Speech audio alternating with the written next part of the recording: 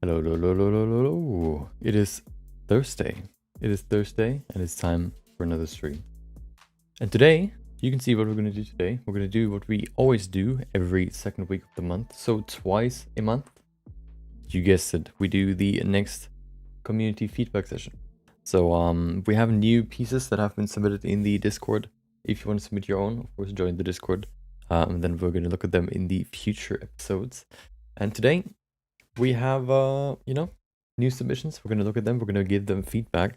And that's going to be today's topic. Of course, we're going to begin with the good old 30-minute quick sketch. And then we're going to go over to the feedback.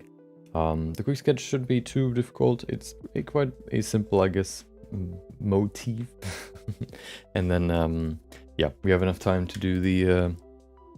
to do the feedback session. And then next week we have a very, very, very exciting topic. We talked about it yesterday. Creating the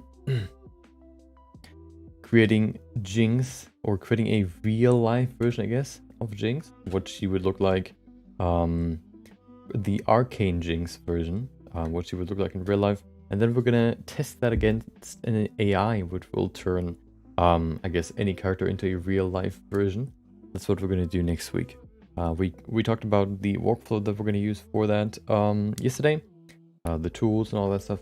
We tested some out. I actually have some improvements or some things to even speed up the process even more. Which we then will cover next week.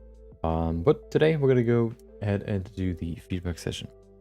So I think, so we have enough time. I started a little bit later today. Let's go straight to Blender and do the quick sketch. There you go. You can see we start off with a sphere as always. And you can see this is today's quick sketch subject, I guess you could say. It's like it seems like there's like some, whatever, I guess like a Chinese, Asian, no, I guess, yeah, Asian hashtag on Twitter at least, where you can see all these cool looking creature designs. I found this one on Pinterest, as I do with most of my pieces or references. But I looked into the hashtag and yeah, I found this, and I think this looks really cool. I always like these like flowing and very, I guess, elegant, or I don't know, just like, yeah, flowing dragon animal creatures. So that's why I chose this. And this will be today's quick sketch. Probably not the entire body. I will probably work from the head, further back. We'll see how far we can go. Maybe we can do the entire body, because, just the head. I think it would look kind of weird if we only have maybe half the body, but we'll see how far we can go. So we have, as always, 30 minutes, and then we're done with this. And then we can go to the good old feedback session. So we have this and that. Do we need more? I don't need Discord right now. Let's close that up. And then we can go. Perfect. Okay. So we can begin this quick sketch in 3, 2, 1, go. There you go. Okay. That's okay. So, first of all,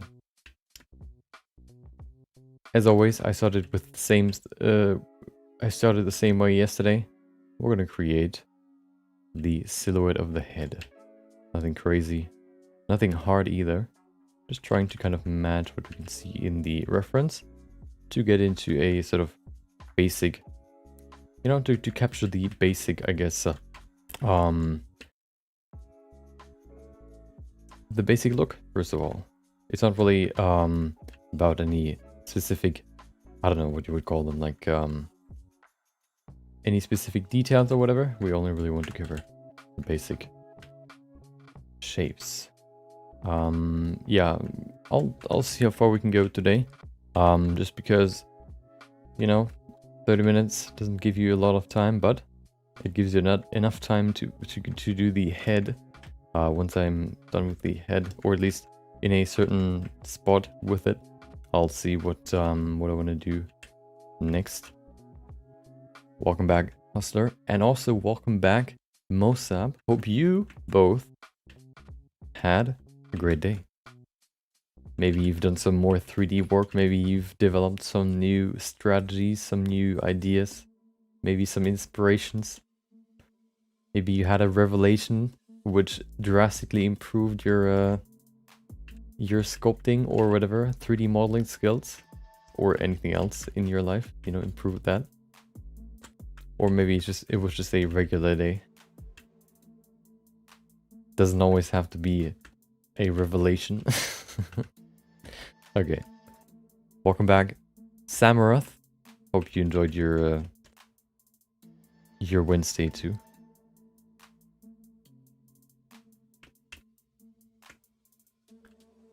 So I actually found these sort of creature designs recently. These sort of, I guess what I like to call them is like dog dragons, where they are shaped like these snake-like dragons, but then they have like a dog face, which I always found pretty interesting because it's sort of like a cool combination. I don't know why, but it just looks cool.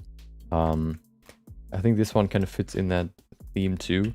It's maybe more like a fox or something smaller than a dog, but it still fits into the sort of description. I don't know why, but it always kind of looked pretty interesting, pretty cool.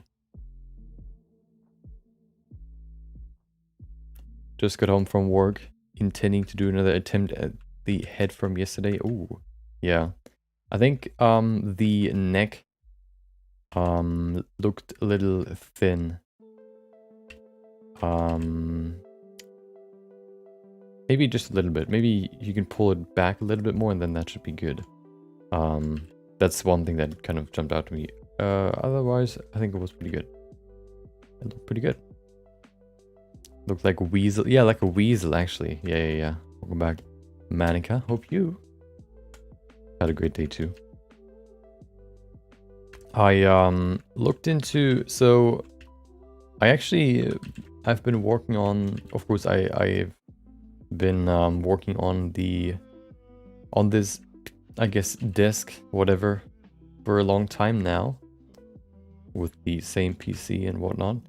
I recently, I guess, changed my keyboard, and I was looking into maybe, you know, making it look more... Well, first of all, what got me into the topic was like seeing some cool interior design videos, and kind of thinking about, hey, you know, what would I do, or what could look cool if you would make your own like house, or if you would have your own apartment. You know, I saw some like minimalistic apartment design, whatever, ideas or whatever. And then I looked into like what I could do now, which is like, you know, I guess, not renovating necessarily, but maybe spicing up my room. Specifically, maybe with lights or whatever. I don't necessarily want to have like a full-on RGB cave or whatever. That's kind of weird. I like the idea of having like the contrast between darkness and light.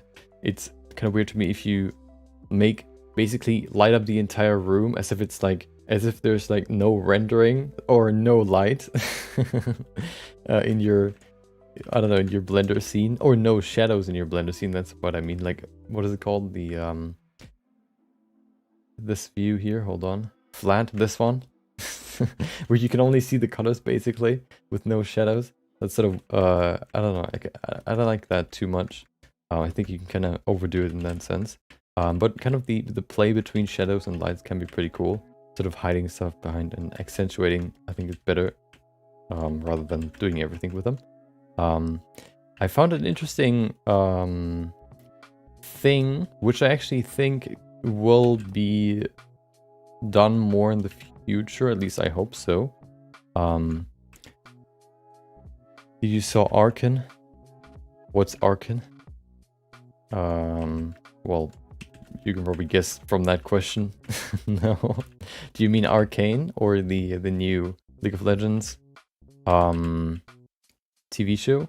Isn't that called Arcane? I haven't. I haven't. Nope. Did you? What do you think about it?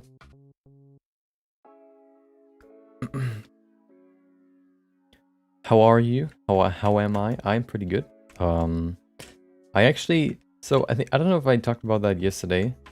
I like the head shape. I don't know if I talked about that yesterday, but I feel like after I finished the Reaper figurine, like the project, of course I still want to do videos about it, but the project, like in terms of finishing the model and all that, I still need to do the renders too. I feel like after finishing that, because I've gathered so many like ideas throughout the 2 months, I feel like I've kind of reached this new chapter. That sounds kind of weird and more poetic than it should be. More like this sort of mental reset that I'm able to do now, where I don't need to think about, oh yeah, okay, well I'm gonna do the same thing again on stream. But I can actually now sort of do all the ideas that came to me in these 2 months. And so I feel sort of relieved and yeah, actually more happy than I did before. Maybe not like it doesn't make a huge difference, but it's still like a little bit, you know, you just feel like a different way.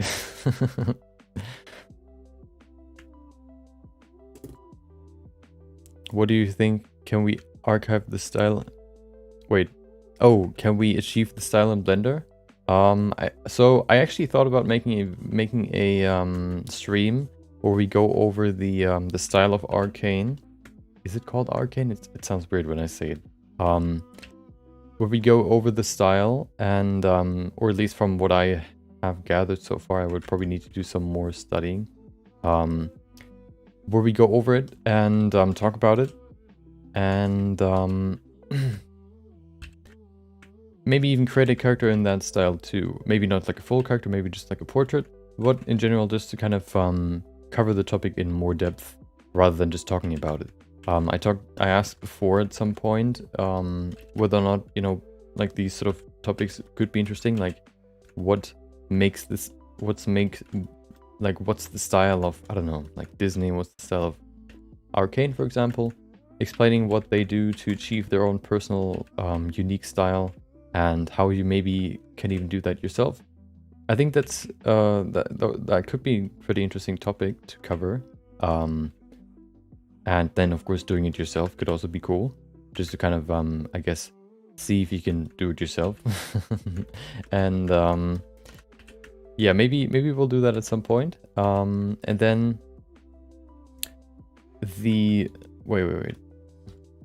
Yeah, I think you can achieve it in Blender. So in general, if you think about it, or if what I've seen so far, I think what they've sort of combined is the style, or the sort of cinematic style, which you would normally, you know, think with like actual lighting and all that stuff. I think they combined the normal cinematic sort of style with their in-game models, where they bake certain highlights into the character so that you always can see them without needing specific lighting. So you can oftentimes see, if you look at Jinx, for example, or the other dude, the evil dude, I think, also with these scars through his face, you can always see, or from the screenshots that I've seen at least, you can see these very specific highlights in their faces, which in every, if I remember correctly, in every scene, they're always there. They're sort of baked into the skin. Only the lighting around them changes. as if there's always like a lighting in front of them, but then the other lighting always changes. I think that's sort of what they went with to create like their style. I could be wrong, I haven't really looked too deep into it, but from what I've seen, that's sort of my theory. Spice up your room, add posters of anime girls to your walls. I don't know about that. I could, you know, what I actually did before when I did 3D drawing, or I guess 3D art, more, I guess 3D painting, let's say. What I've done there is I've actually printed out my pieces and then hung them onto my wall. They're actually still on my wall, they're behind me so you can see them. I did that at some point. Maybe I'll do that again with my 3D stuff, you know, print out the renders and then hang them on my wall. I think that could be pretty cool.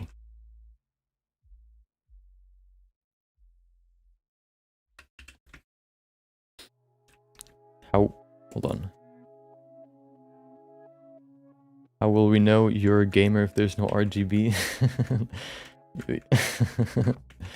I mean, I don't know why, but for some reason I always like to do what I like to do is I oftentimes like the current design trends or whatever, but I don't like to do it exactly how it's like been done already. So if I'm looking for a something to add RGB lighting to my room, I actually have found something that I've never seen before, which you will probably see next week. Behind me probably, on this curtain right there. This blue boring curtain. You might see it there. It's called an actually no, I'm gonna say it so you need to see it for yourself. Just a little colored lamp that can, you know, can spice up your room, light up the room with at least some color. That's one thing that I actually ordered today. And then there's one more thing that I want to look into, which I've just seen one actual sort of oh, that's what I wanted to talk about. I've only really seen one product that is still in development right now, which is an RGB plant.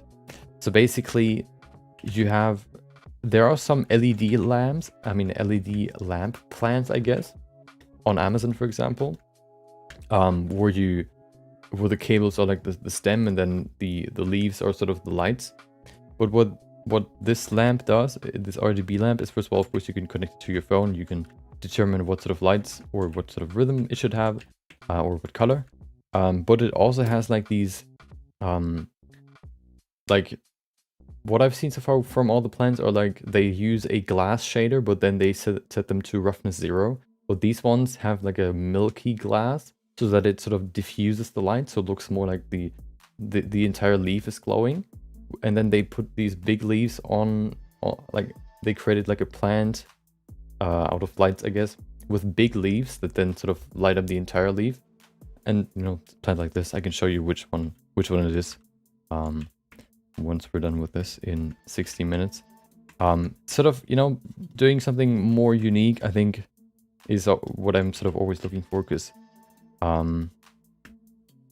you know, seeing it seeing that stuff everywhere sort of makes me not want it anymore. I don't know why, but yeah, I don't know.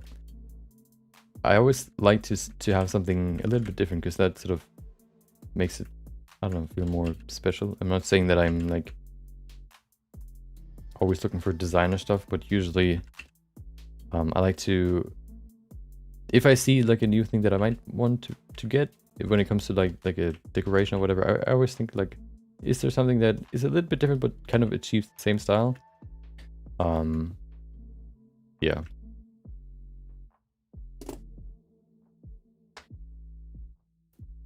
Wow, so good.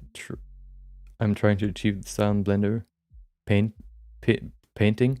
I think the best way you can achieve that style would, yeah, either with texture painting or maybe with baking, maybe too. Actually, baking, can you, yeah, you can bake light. Yeah, you could bake the light into the character. So the highlights you could bake into the character, maybe. And then the rest you could do from outside, like from outside light sources. That could be possible. Yeah. I think it is possible. Most of the time, you can achieve most 3D, I guess, things in Blender. It either just takes longer, or it's not as extensive. So stuff like Houdini simulations, you could probably do in a small scale in Blender 2, or at least achieve the same style. But like actual like full-on simulations, that's probably not going to be possible in Blender. Small improvements each day lead to great results. True. Okay, I said we might do the entire head, I mean body, but I don't think that's what we're gonna do. But I actually want to put the mouth all the way to the front. Let's see what that looks like. Well, that doesn't work. Hold on. Well, that looks weird, but I kind of want to keep it here in the back. I want to include these sort of antlers or whatever that is, like antennas. I just don't know where I want to put them. Maybe one here, right here, and then the other one. Actually, no, I want to put it on his cheek. I think that'll look a little bit better. Kind of follows the form of this a little bit more. And then, I mean, maybe one down here. Like, oh, right here. That's pretty cool. Yeah. Okay. Please do it. Watch it already. Get LED lights that change color. You can change the color based on the theme aesthetic for the character. Use sculpt so you can get in the mood. What do you... Oh, watch it already? Oh, right. Yeah, maybe. I'll think about it.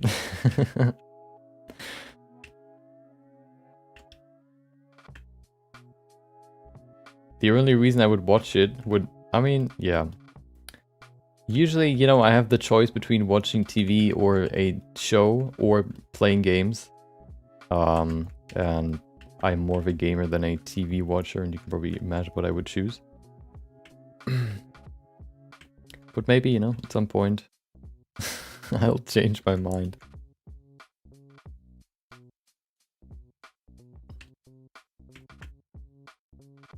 I think they're a little bit too thick.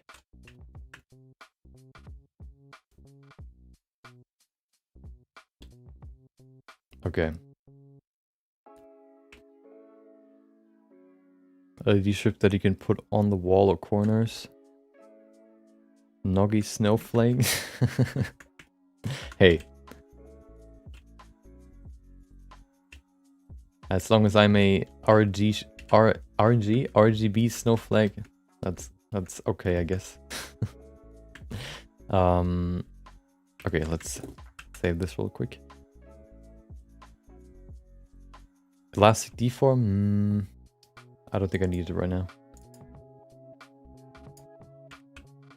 I think it's good if you move parts of the body, or like the eye, for example, a little bit lower.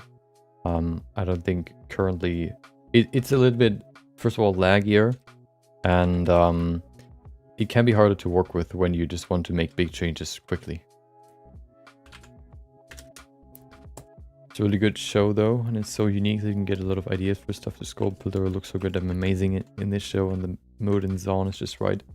Another idea that I had was taking old or taking old or sort of scrapped concept art from games or whatever. Stuff that they either didn't include or, you know, maybe hold for a different time, I guess.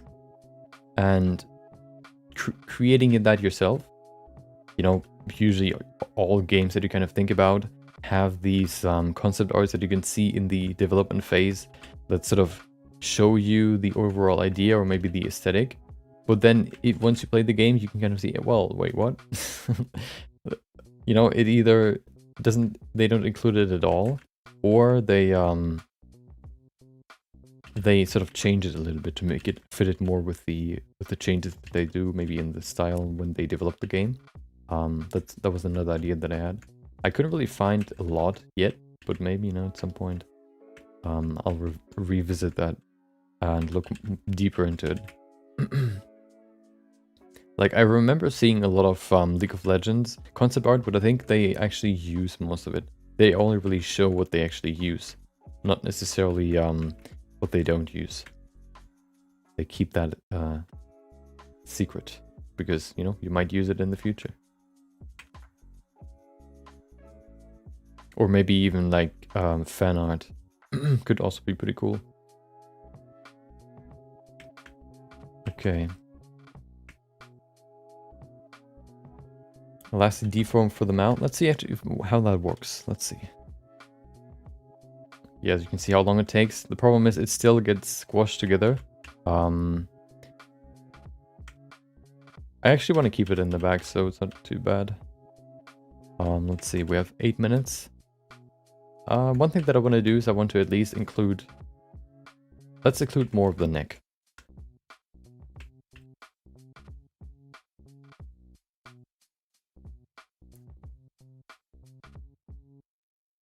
There you go. Oh. Okay. This time I'm going to do the same that I've done before, but a little bit differently. I'm going to do it. Oh, hello. Hold on, let me set the magnify to 0.55 so it gets a little bit bigger while I do this.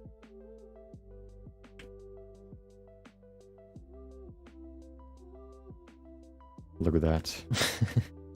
Okay, we definitely need to remove symmetry right now because I want to move it to the side here.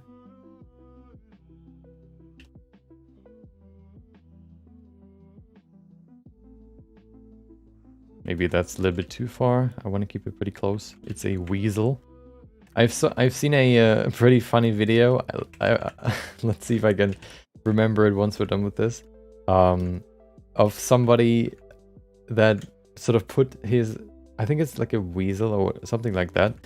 Put it on stairs, and then he had like a box full of balls, which he then poured onto the stairs, so they would fall around the weasel. The weasel would be just woo, would be like super excited and like super I don't know, like surprised. Looked like it was enjoying it. Let's see if I can find it once we're done with this.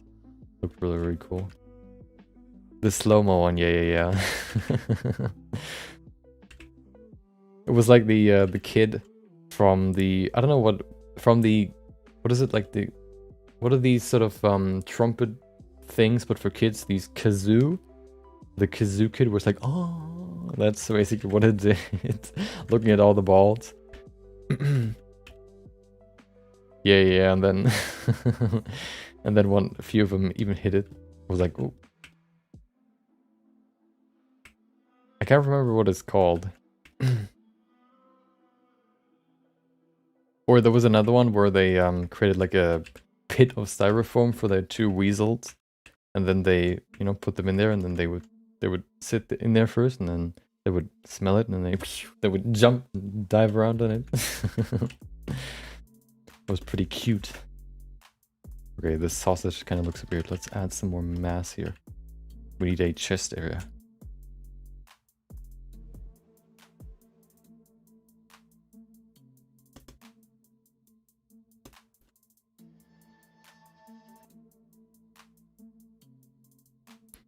Ferret excitedly chases ball.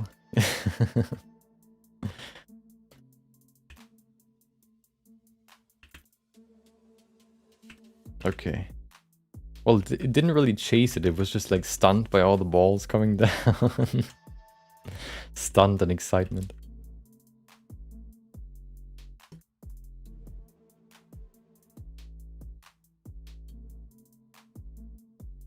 Oh.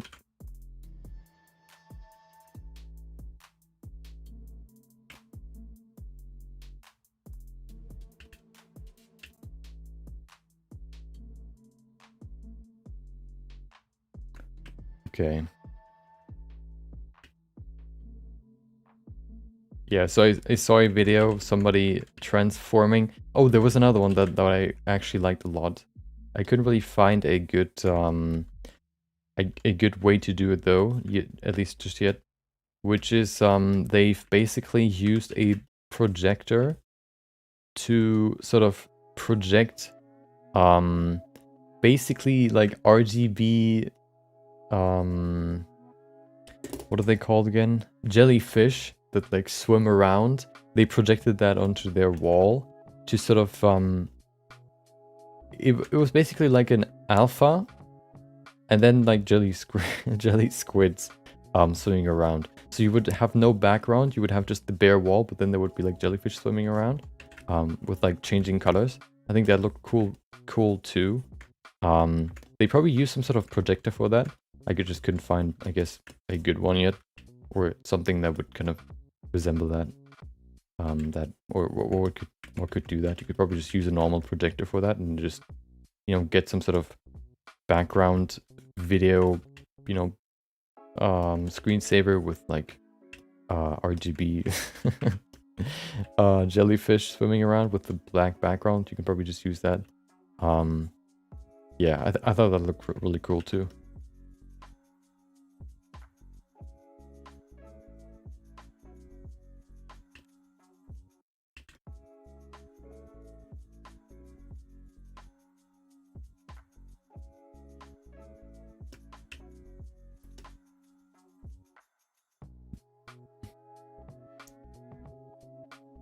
Okay, yeah, we're gonna look at the weasel video and the plant after 2 minutes.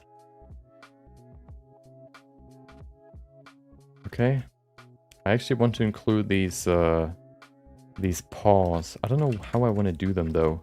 They are kind of complicated because they're sort of part of the sort of silhouette or the sort of outer, I guess, fur coat. Maybe we can do them similar to otter paws. So they sort of go into the middle like this. Oh. Wait. I heard that song was just... Oh, I know why. Because I didn't delete the search. There you go. That's better. Now we can listen to more than 3 songs.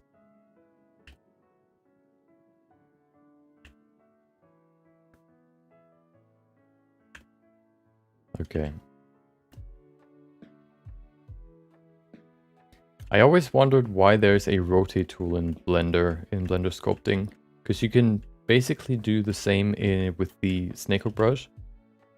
Of course, rotating is more specific. It doesn't create this sort of... Actually, it does. It also creates this sort of spiral effect.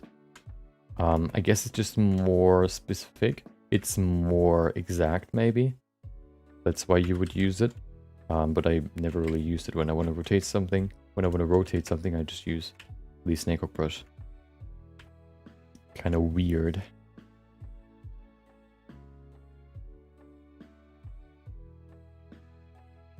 Oh.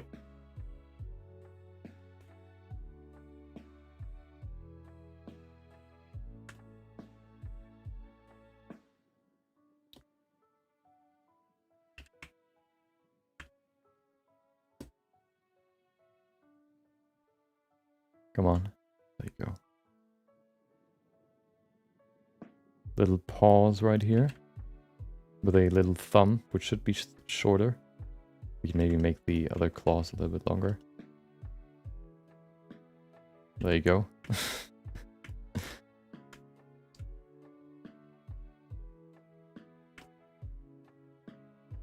Okay, they look kind of weird.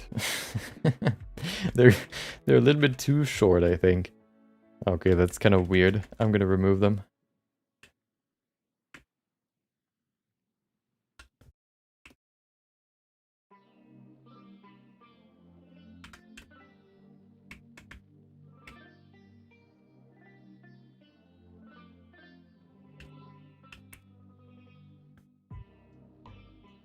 Okay, let's try again. Nope, let's not try again. We have 18 seconds, so let's just get it done. What is this? Let's get rid of it too.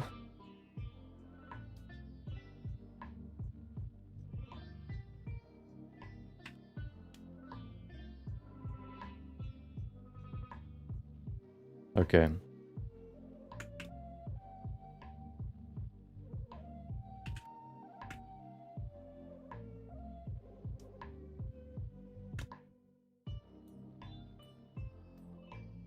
Let's add some structure at least. I know I'm doing more than I need to, but I want to, okay? There you go. That should be enough.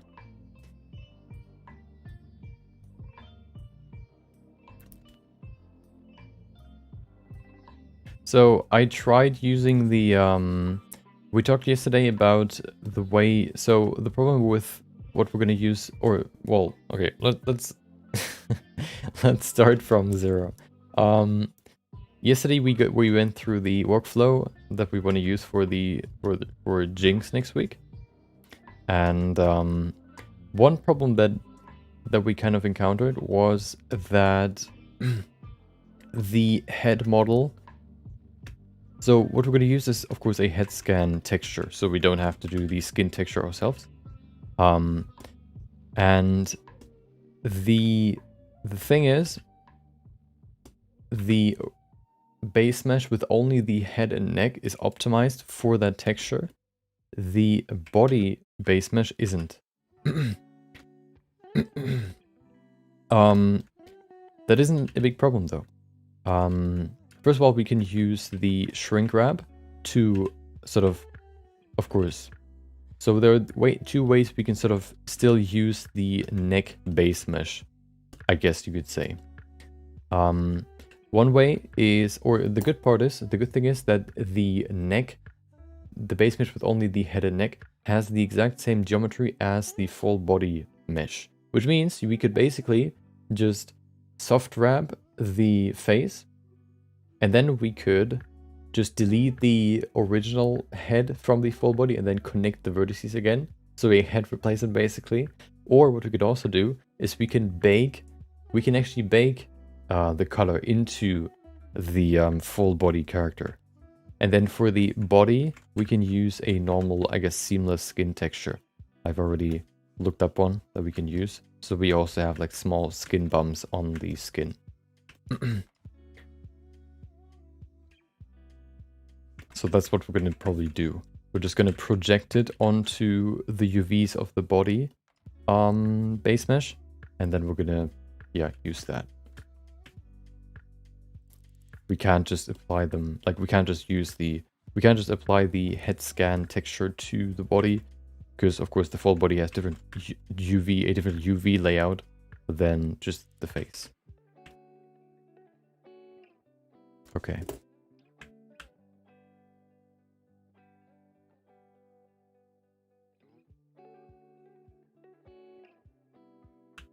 Let me just do a quick project here. Let's do some projection. Let's see if that works. Nope. Hold on. There you go. Perfect. Still some weird artifacts for some reason.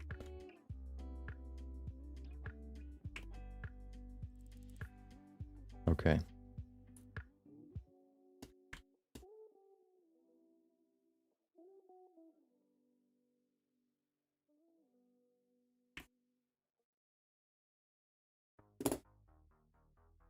Let's add some eyes.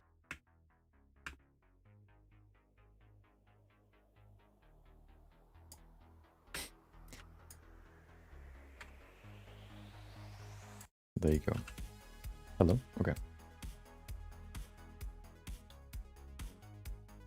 I believe if you activate the 3D View Pi add-on, you can access the shortcut with Alt Space. Which one?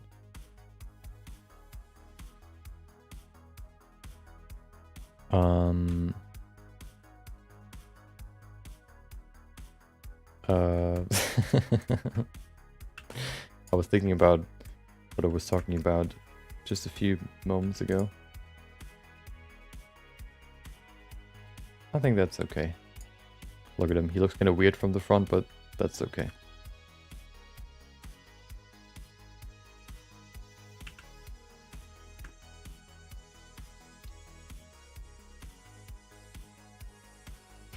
Oh, yeah, I don't have that on. The 3D View Pi add-on. Okay, so let's do, that's good. We need lighting. Oh, first of all, camera position.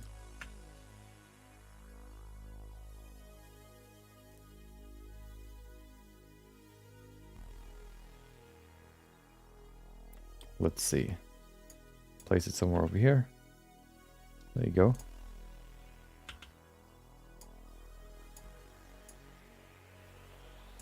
Okay. I want to include more here, so I'm going to probably rotate it slightly.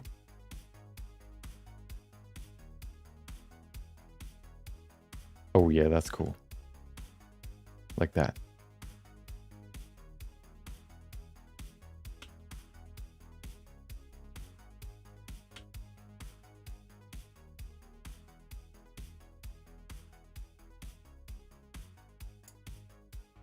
Okay, perfect.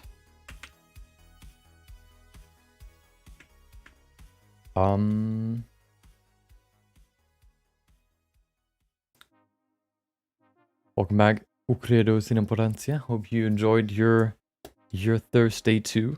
Hope you're excited for the weekend.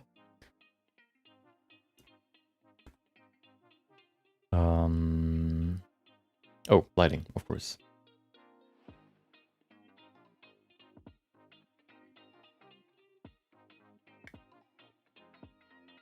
There you go. Append. Okay.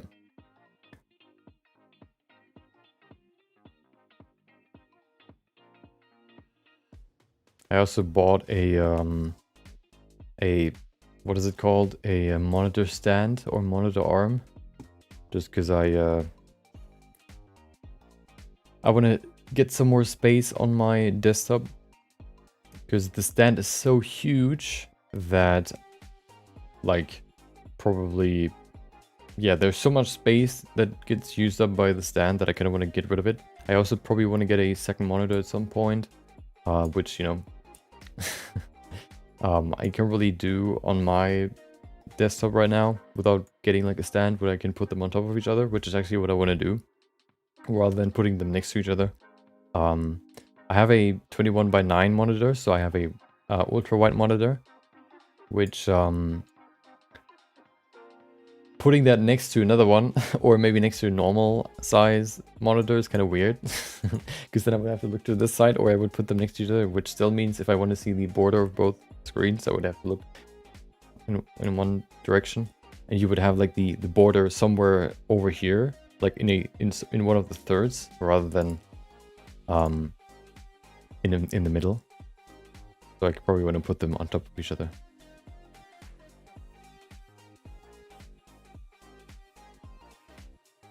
There it is. Light. Oh, hold on. Okay. Let's try again.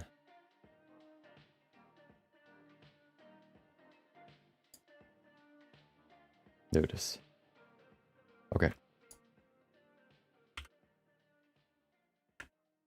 This one doesn't fit too well. Yesterday's was actually perfect once I was done, or once I imported the lights. This one doesn't work that well. Let's see. So this one I want to have a softer look, so I'm just going to increase the light size. This will create, you can see what it does. This one, a very, very small light, creates very, very sharp shadows, making it bigger, diffuses sort of the shadows, or blurs them, I guess you could say. That's also why the sun, basically sun shadows created by the sun are very, very sharp, compared to, for example, shadows from, I guess, like a light, for example. Of course, clouds can diffuse the sunlight, so you have smooth shadows, even though you know, they're basically just sun rays. But yeah, that's why, for example, the space station always has these sharp shadows.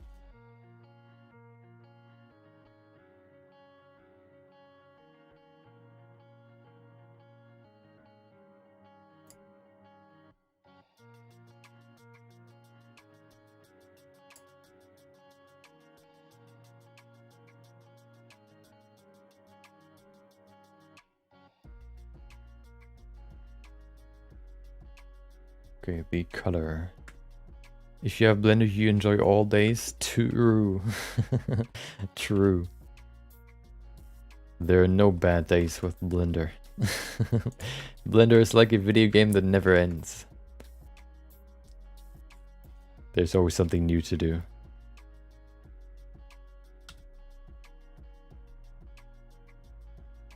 That's actually the thought that I had when I went into Blender. I remember working, or after learning the basics of Blender, I remember basically the first real project that I did was like an ArcViz project where I created like a kitchen scene. And my thought at some point was like, hey, this is like the, I guess, like, it's basically like a video game, but you can decide what you want to do. Like, you know, there are games where you can create your own whatever interior design, or you can create your own house or whatever. You can, you know, select from all the items in the like furniture list, for example, or you can just do all of that in Blender by yourself with your own ideas and create it exactly how you want it to be.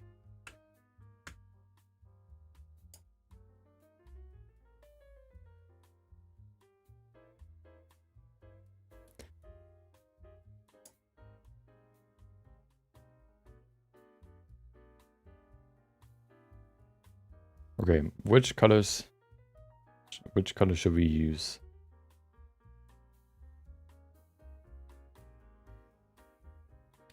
Okay, we had yellow, red, blue, green. Let's see. I think we can use something like cyan. We haven't used cyan for a while. That should be a cool color for this one, especially kind of fits to the original concept art. Something like this, maybe even a little bit brighter. Very, very bright blue. Or cyan, I guess. The problem with these colors is always that you don't have a huge contrast between the creature or the sculpt and the background. Of course, you can always kind of play with the shading to kind of mitigate that, but there's always a certain contrast that is missing. Oh, one thing we can do though. First of all, we need the eyes.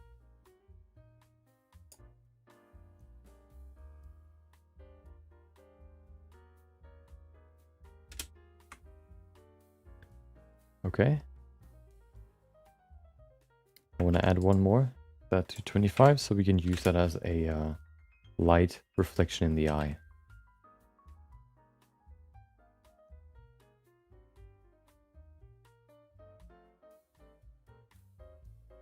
Okay. Oh, and then we need the quick sketch material. Quick sculpt. There it is.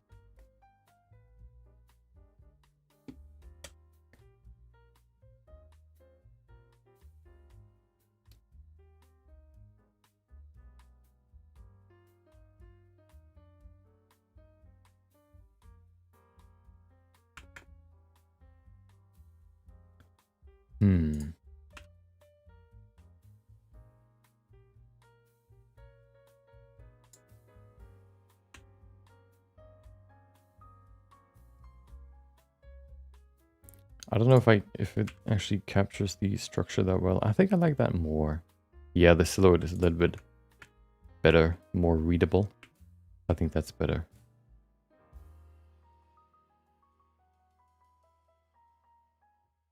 Okay, perfect. You know what? I actually remember seeing that add-on before, but I thought about there should be an add-on that shows you just like an Unreal Engine in the node. In the node itself, in the texture node, it should show you a small representation of that texture, so that you know what it looks like. Whether you currently look at the bump map, the color map, the albedo map, or whatever texture you work with, it should kind of show you what it looks like in the node itself. I think that would be pretty cool.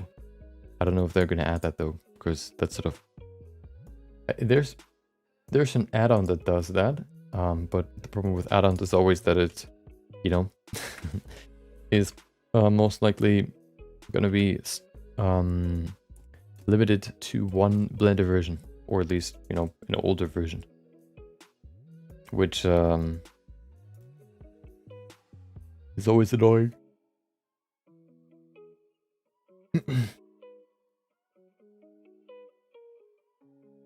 Because then the more add-ons you add, the more you have to like, oh, I want to add this add-on. Let's go back to version 2.83. Okay, I want to use this add-on. Let's go back to 2.993. Let's go to whatever. And then it's like, it's annoying. You could maybe, you know, do it like, I guess, production companies where they just stay with the same version for multiple years. But I also kind of like the idea, or I like using the new functions and just kind of the improvements that you can, like that they add with the new versions.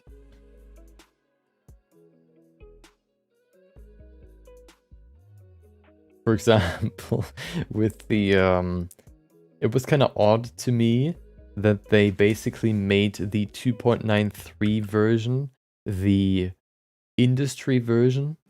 Didn't they say it's like a sort of version that studios can use because they can make sure that, or this is the stable version that sort of stays the same and will be most compatible with for all studios, sort of.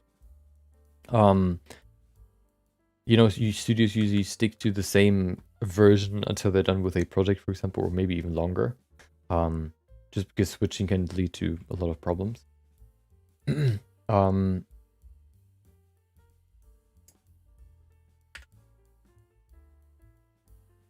I wonder why they did it with 2.93, because then everybody that knows Blender would just kind of think, why not 3.0? They're using 2.93 in their whatever they're doing, like some sort of, I don't know, like short film or whatever, and then they just think, oh, if we would have just gotten 3.0, we could have used the way faster rendering engine, or the way faster rendering of 3.0, but no, we used 2.93. It's just like one inch away from like a good, I guess, state, or like, yeah, like a new version. Like a major improvement. Just right before that, nope, we're gonna use the old version.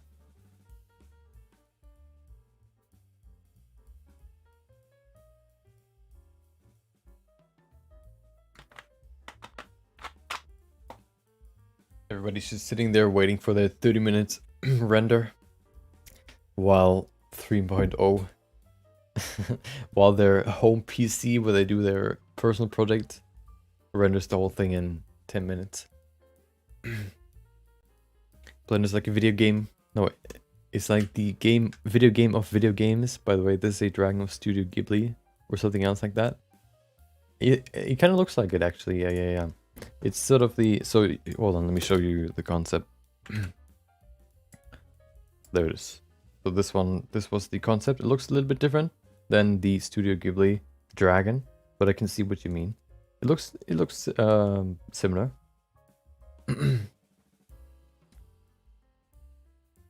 Oh, let me show you the RGB plant. Hold on.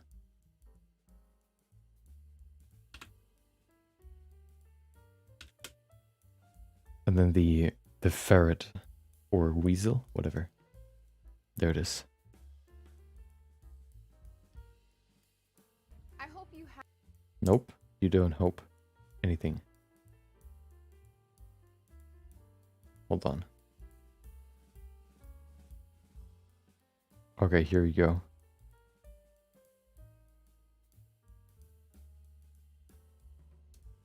There it is. So, you have these sort of, you know, these sort of twigs, I guess, or stems or whatever, where then the leaves come out. Of course, that's where the cables go through. You then have the pot down there, which has all the, I guess, electricity in it, all the systems and all that, and then you have a little bit of moss that you can put on top to kind of hide everything. You can oh, there it is. You can see the jellyfish up there. Do you see it? Do you see the jellyfish? That's what I like. That's really cool. But I guess they just use like projectors for it. Let me show you there it is. That's the image from them. I think it looks pretty cool. The other, I guess, LED house plants are pretty boring. What is that? Okay. So this one is the first one that I saw. Then this one looks pretty cool, but this one is just like an illuminated plant, just being lit from below. You know, like stuff like that. Kind of boring. You see all these glass petals, which look kind of cheap. That's not really. It looks. I don't know. I like this one more, just because it's. First of all, it looks more modern and more elegant. And I think this one, like, will hopefully be a new, maybe trend, but or maybe just something that more people do or more manufacturers do, like different plants that you can add to your house that sort of are like this. Because this looks really cool, I think. This sort of reminds me of a certain, hold on, what was it called again? There's a Disney area. Disney the game, hold on.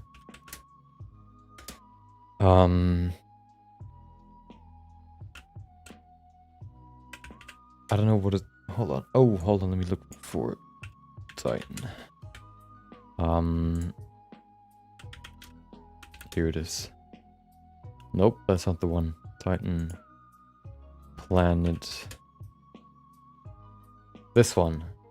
Kind of reminds me of this. With these, the mix between sort of LED, RGB lights and all that stuff, like colorful lights with the plants and all that. With these flat planes and very smooth surfaces.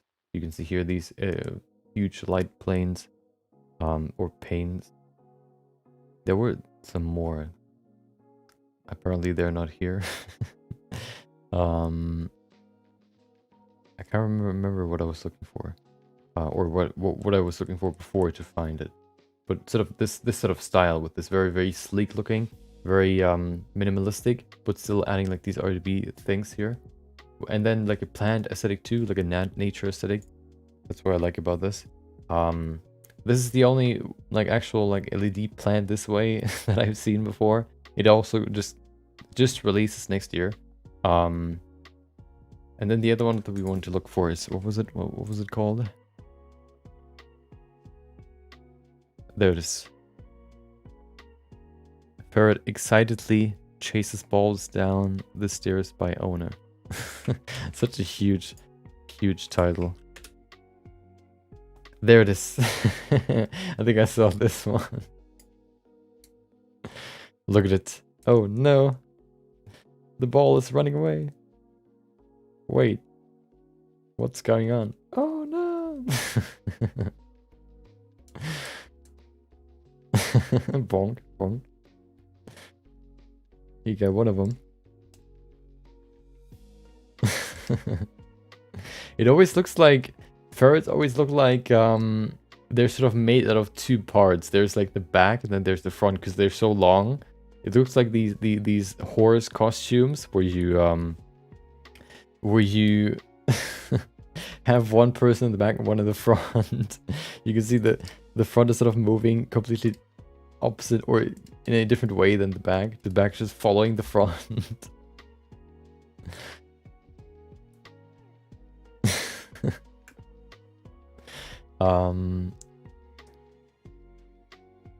What was the other one? Oh, Weasel. Let's look for Weasel playing in foam pit, I guess. There it is. First, they're trying to get in there. Hold on, I think he puts them in there at some point. There it is. First, they're gonna examine. He's too thick. He's too weak. His little arms can't pull up his thick thighs, his thick booty. There you go. And then, okay, what is this? Oh, that's pretty cool. Woo! Oh, hold on. There you go. Just digging through. Oh. Okay, we're done. Nope, we're not.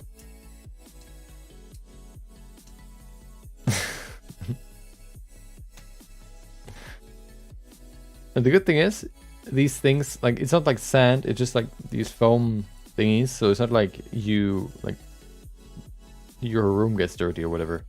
You can just put that box somewhere and they can just play in there. As long as they don't eat it, I guess. Or chew on it.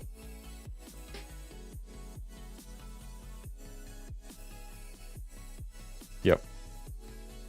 Oh, the render is already done. Interesting. I don't know why it took so long yesterday.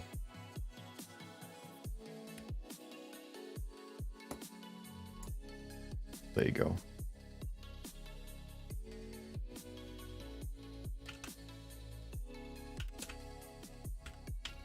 We scheduled day 291. Okay.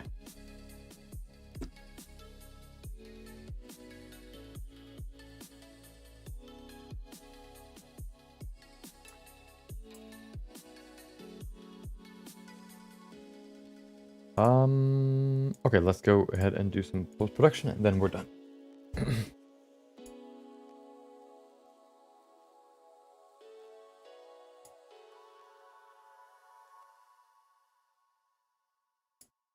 I do some, I guess I use Blender currently and work, and because we're working from home, we all have laptops. The all designers have like MacBooks for some reason. um Following the usual trope, I guess. And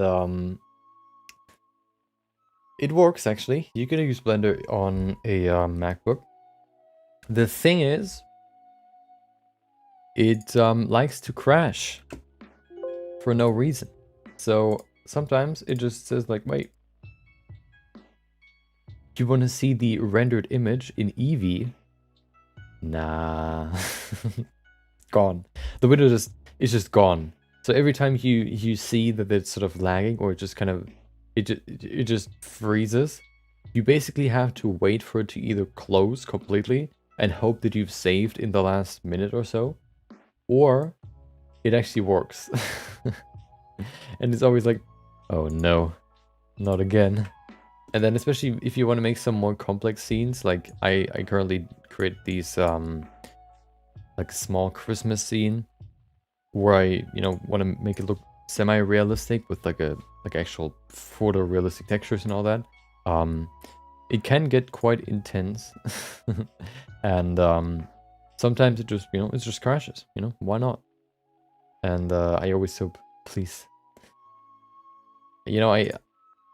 I always save and I immediately forget that I saved. So sometimes I just save again and then I save again and then I save again. But sometimes I just completely forget it because I'm just, concentrated, for example, and then it's always like, oh no, please. Hopefully I saved into the last minute, and then, it's always super annoying. It's actually, I don't know, I don't think Blender has ever crashed on my PC, on my work PC at home. I don't think it ever did that. It just froze for a long time and then I closed it myself. I don't know if Mac or if the Mac or the MacBook just has like it just programmed in a way where if a program is just frozen for too long, it just closes it. Or yeah, I wonder why. So it couldn't really be because of like an error. Because if you just switch from solid view to rendered view, it's not really like you lose any hold on, let me finish this real quick. I don't want to waste too much time. You don't really lose like RAM or whatever. Well, yeah, I think what it is just that it needs too much, I don't know, RAM, for example, and it just doesn't have enough. So it just decides to close it, maybe? That could be it. It's really weird. Okay. Let's open a new file. There you go. We have this.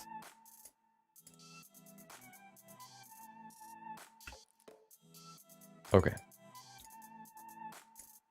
So 3 minutes, and then we're gonna begin with the feedback. We have 6 pieces from 4 people.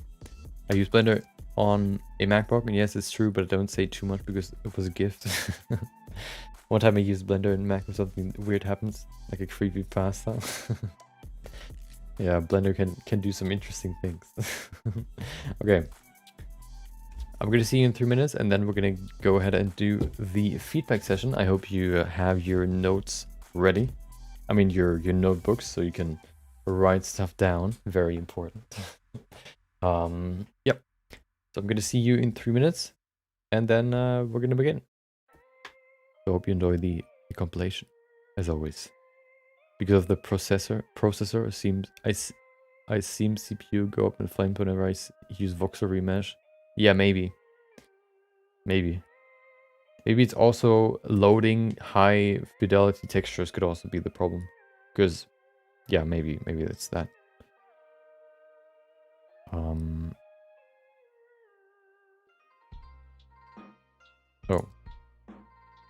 Okay, yep.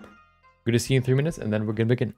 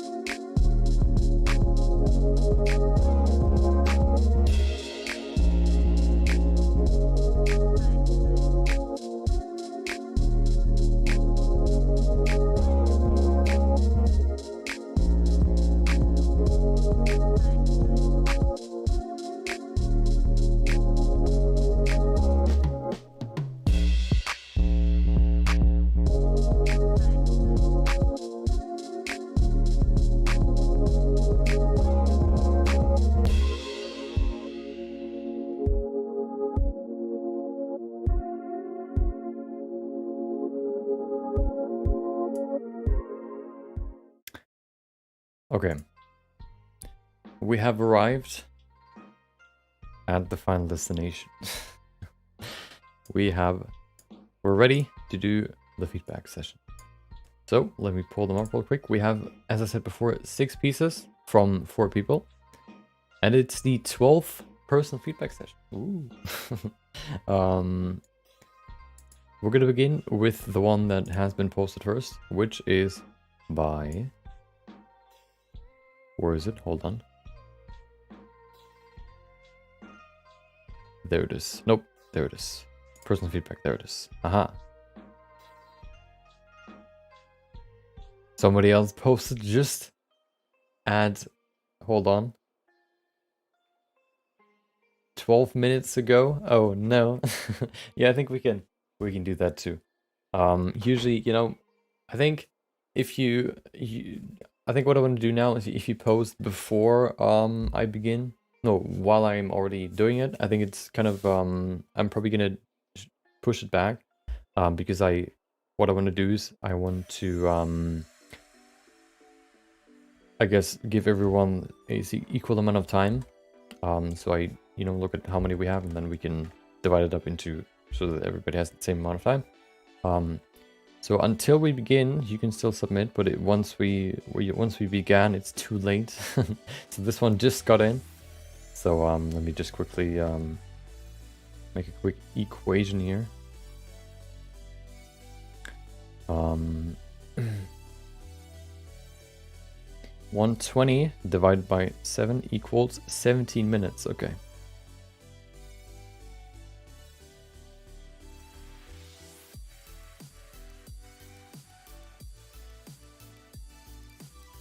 So 17 minutes for each. I think that's pretty good. We can do a lot in these 17 minutes. I like the new function that they added in Discord, the events feature, where you can add an event, and then you can, it pops up when it begins. So it now says happening now, and then you can see personal feedback session. So if you want to know when it begins, or if you want to join when we talk about these pieces, then you know exactly when it starts.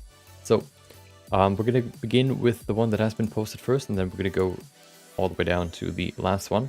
The first one that has been posted is this one by Zaro. Zaro posted, I think, 3. Hold on. Like for the follow. Hold on. Oh no. Let me see if I can. Let me switch to this real quick. Like for the follow. Oh no. There it is.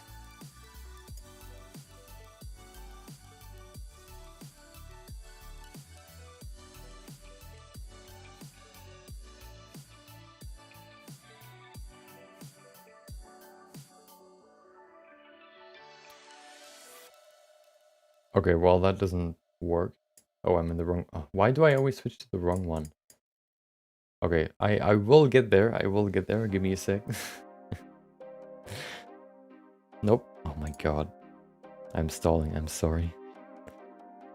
My message isn't happening in Discord, but I sent it. Maybe it takes a while.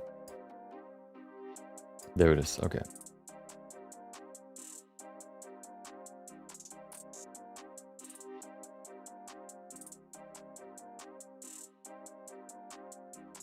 We're down to 60 minutes each, boys. Well, welcome. Thanks for the follow, Most Sab. Hope you enjoying your stay on Twitch instead of on YouTube, if that's you. Okay, let's go to. Let's begin with the first one, which is by Zero. Of course, Zero posted 3 pieces, which means we're gonna split the 16 minutes or 17. Let's go to 16. There you go. I'm gonna split these up, of course, into 3 parts, because the more you post, the more I have to split up my time into multiple ones. So the first one he posted is this character, this dude. We have a, I guess, rendered view from different angles, and then we also have the, I guess, the view without hair, the, I guess, blank version. Yes, it's me. What's the topic? Is it feedback? Yes. As you can see in the Discord, I think you're in the Discord, right? You can see the event just began. Oh, you can actually see what I'm seeing. There you go. The event just began here. Personal feedback session. You can see here, this is the first piece that has been posted by Zero. This cool dude, let's call him Chad. Chadwick. And we have a few more. This blank. I think that it's the same character. And let's give feedback on this one first, and then afterwards we have. Oh, we're gonna do the ones from Zero first, and then we're gonna go over to the ones from Sergio. So we're gonna begin with Zero. The first one he posted is this character right here. I think the one that I want to use for the feedback session, or for this feedback, is probably this one or this one. You could talk about the hair. That currently the hair is basically just well, create using hair strands and then giving them some clumping to create this sort of hairstyle. You can see here they're very clumped. You can see through the hair. Usually if you create hair, of course, you would have, if you have very spiky hair, you would see through the hair, but you would only really see very, very fine lines because where basically the seams are. Hair is usually so dense that you can't really see through the hair strands. You can't really see the skin under the hair. Of course, if you, as I said before, if you part it, you can see through it or you can see the gap, but usually you can't really see it because it's so thick. I think blonde people have, no, red-haired people have the less hair, have the least hair, and I think black has the most, I think, or blonde. No, I don't think it's blonde. I think it's black hair. I can't remember. But it's definitely dense enough for it to cover the entire skin so that you can see through it. One way you can kind of minimize the effect of seeing through this or seeing the skin underneath the hair is you could darken or you could create basically like a texture that already adds like a layer of hair. This way it sort of imitates or it colors the bald head darker. If you've ever seen these commercials where they say, hey, this is how you can fix your bald spot, and then they use this spray can and they just spray on top of the hair to either make the hair strands a little bit thicker or to darken the actual skull, the skin. This way you can't really see that there's no hair there. You just see darkness, or a darker spot, which kind of looks like there's hair.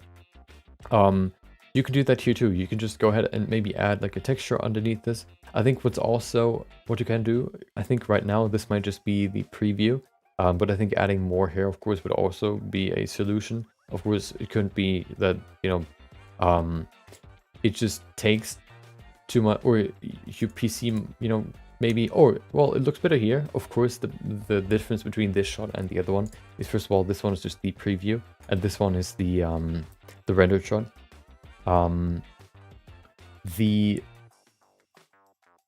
The thing why you can't really see the skin here is because you don't look at the hair from like from the front. You look at it from the side, so the hair can cover more room, because you can utilize its full length. If you look at it like this, so if this is the hair, you can only really see like a dot, but if you pull it up, you can see the entire hair, so it can cover more room.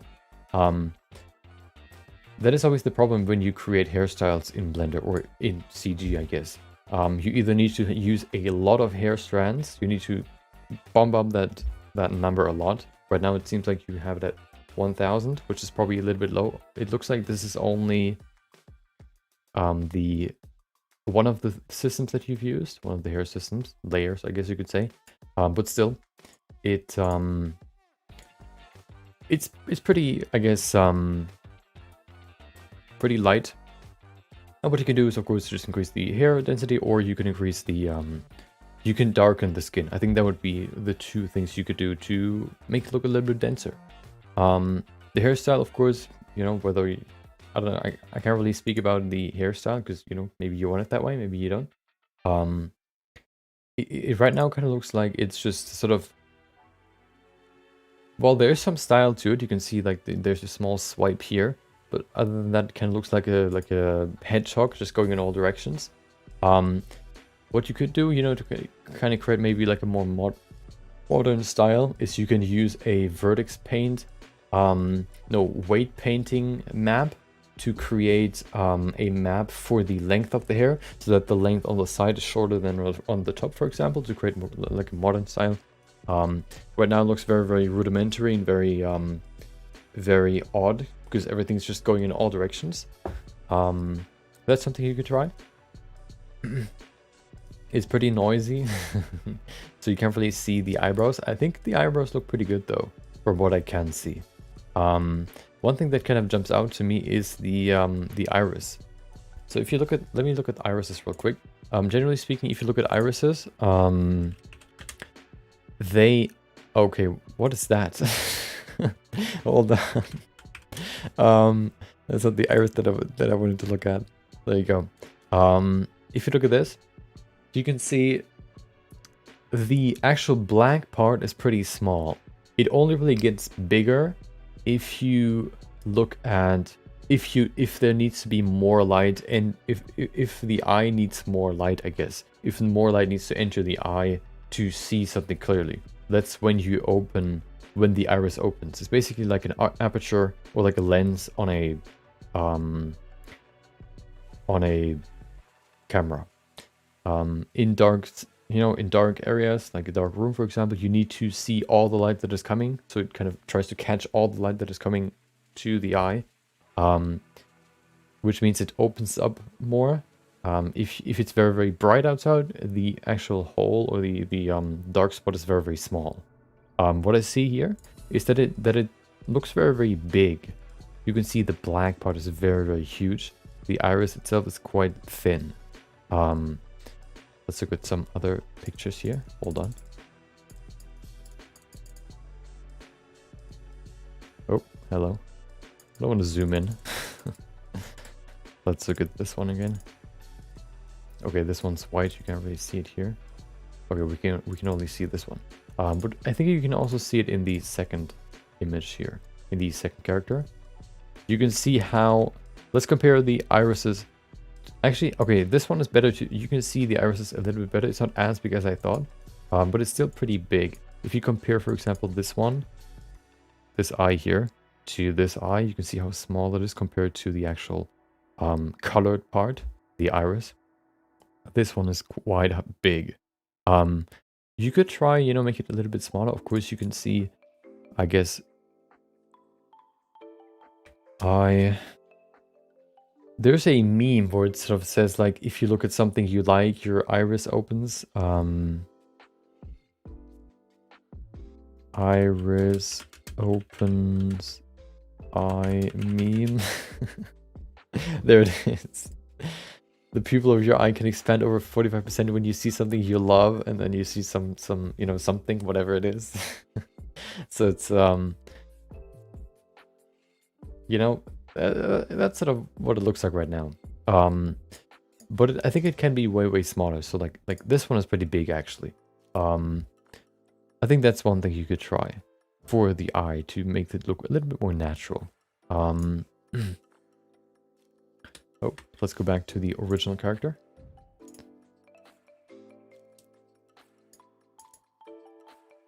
Okay.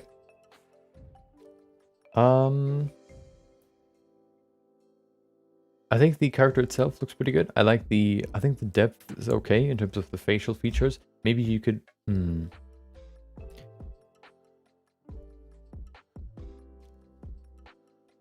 I think the structure is okay. You could maybe look into the bone structure a little bit. This looks quite deep here. You kind of have to think about the collarbone, not the collarbone, the cheekbone as like the cage for the eye, or the socket for the eye, which means that the bone that goes, it's basically the bone that holds the eye, that goes from here, from your nose around and then over your cheek to the back, all the way to your ear. So basically here, from the nose all the way back to the ear, and it holds basically the eye and all the muscles that are around the eye, which means this bone is in front of the eyeball. Right now it kind of looks like the eye bags, I guess you could say. The fan underneath the eye is further forward than the bone itself. It looks very flat here, but then you have this sort of bulge forward right here. Usually you have sort of like a slope going down from the eye, slope going down to the front, and then going down like this. Let's see if I can find a good reference image here. I guess you can just find female face profile. So this is somewhere here is the bone, right there. Let's see if we can find another one. You can see here's the cheekbone, and the cheekbone generally ends somewhere over here. So the eye is right there. If you kind of picture a ball right there, eyeball, the bone ends somewhere over here. It's somewhere in front of the eyeball. Looking at this one, we have the eyeball right here. Can I zoom in here? I can't. Of course I can't. You can see the eyeball right here. And then the cheekbone goes somewhere over here. So it's always a little bit further forward than the actual eyeball itself. This sort of fat underneath the eye rests in the small space between the eyelid and the bone, sort of. That's where it rests. It creates like a filling, I guess you could say. Let's see if we can find an old person. Let's see if we can find that on Google. There it is. You can see here, for example, for him, you can see the eyes, and then there's this line right here, this very significant line. This is basically where the fat rests in. Let's look at another one. This one here, you can see here, there's always this sort of circle around the eye. You can see a very clear circle going from here around the eye, basically encapsulating it and holding it sort of in this small room, I guess, in the eye socket. Here too, you can see these clear circles right there. Of course, there's always sort of fat that is kind of padding the space or the holes that would be there without them. So here, for example, you have the fat too. You have some fat down here. You would have like a hole right here. So you would have deep creases if this fat wouldn't be there. But because it's there, you can see that there's like a clear slope from the eyelid. No, the eye is the deepest part. Then you have the eyelid. Then we have the fat in front of the eyelid. And then we have the slope going down and slightly forward for the fat that is lying in front of the bone. The bone is somewhere right there. So that's, I think, one thing you can look at for this character. You can see how right now it kind of looks like the fat underneath the eye is further forward than the cheekbone. 4 minutes left. Well, let's look at this one real quick. This one. Hold on. Let me see. Let me look at the 3/4 view. I think for this one, it's okay. You could maybe push the eye a little bit further back. I think there's maybe a little bit of space. So I think this one works. You could say that there's the bone ends right there and connects to the nose. Let's look at another image right here. This one, I think this one is good. We can't. Maybe you can see it a little bit, but I think this one is okay in terms of the sort of bump for the fat pad right there. I see you've worked on the color a little bit, added some more detail there. The hair, I think, right now, what I think about, I think the hair can use a little bit more structure. If you look at hairstyles, there's definitely a certain flow to it. Hairstyle, long hair.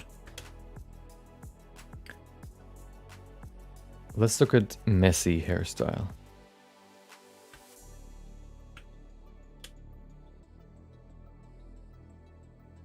So for, I guess we can, I want to see a front view. This one.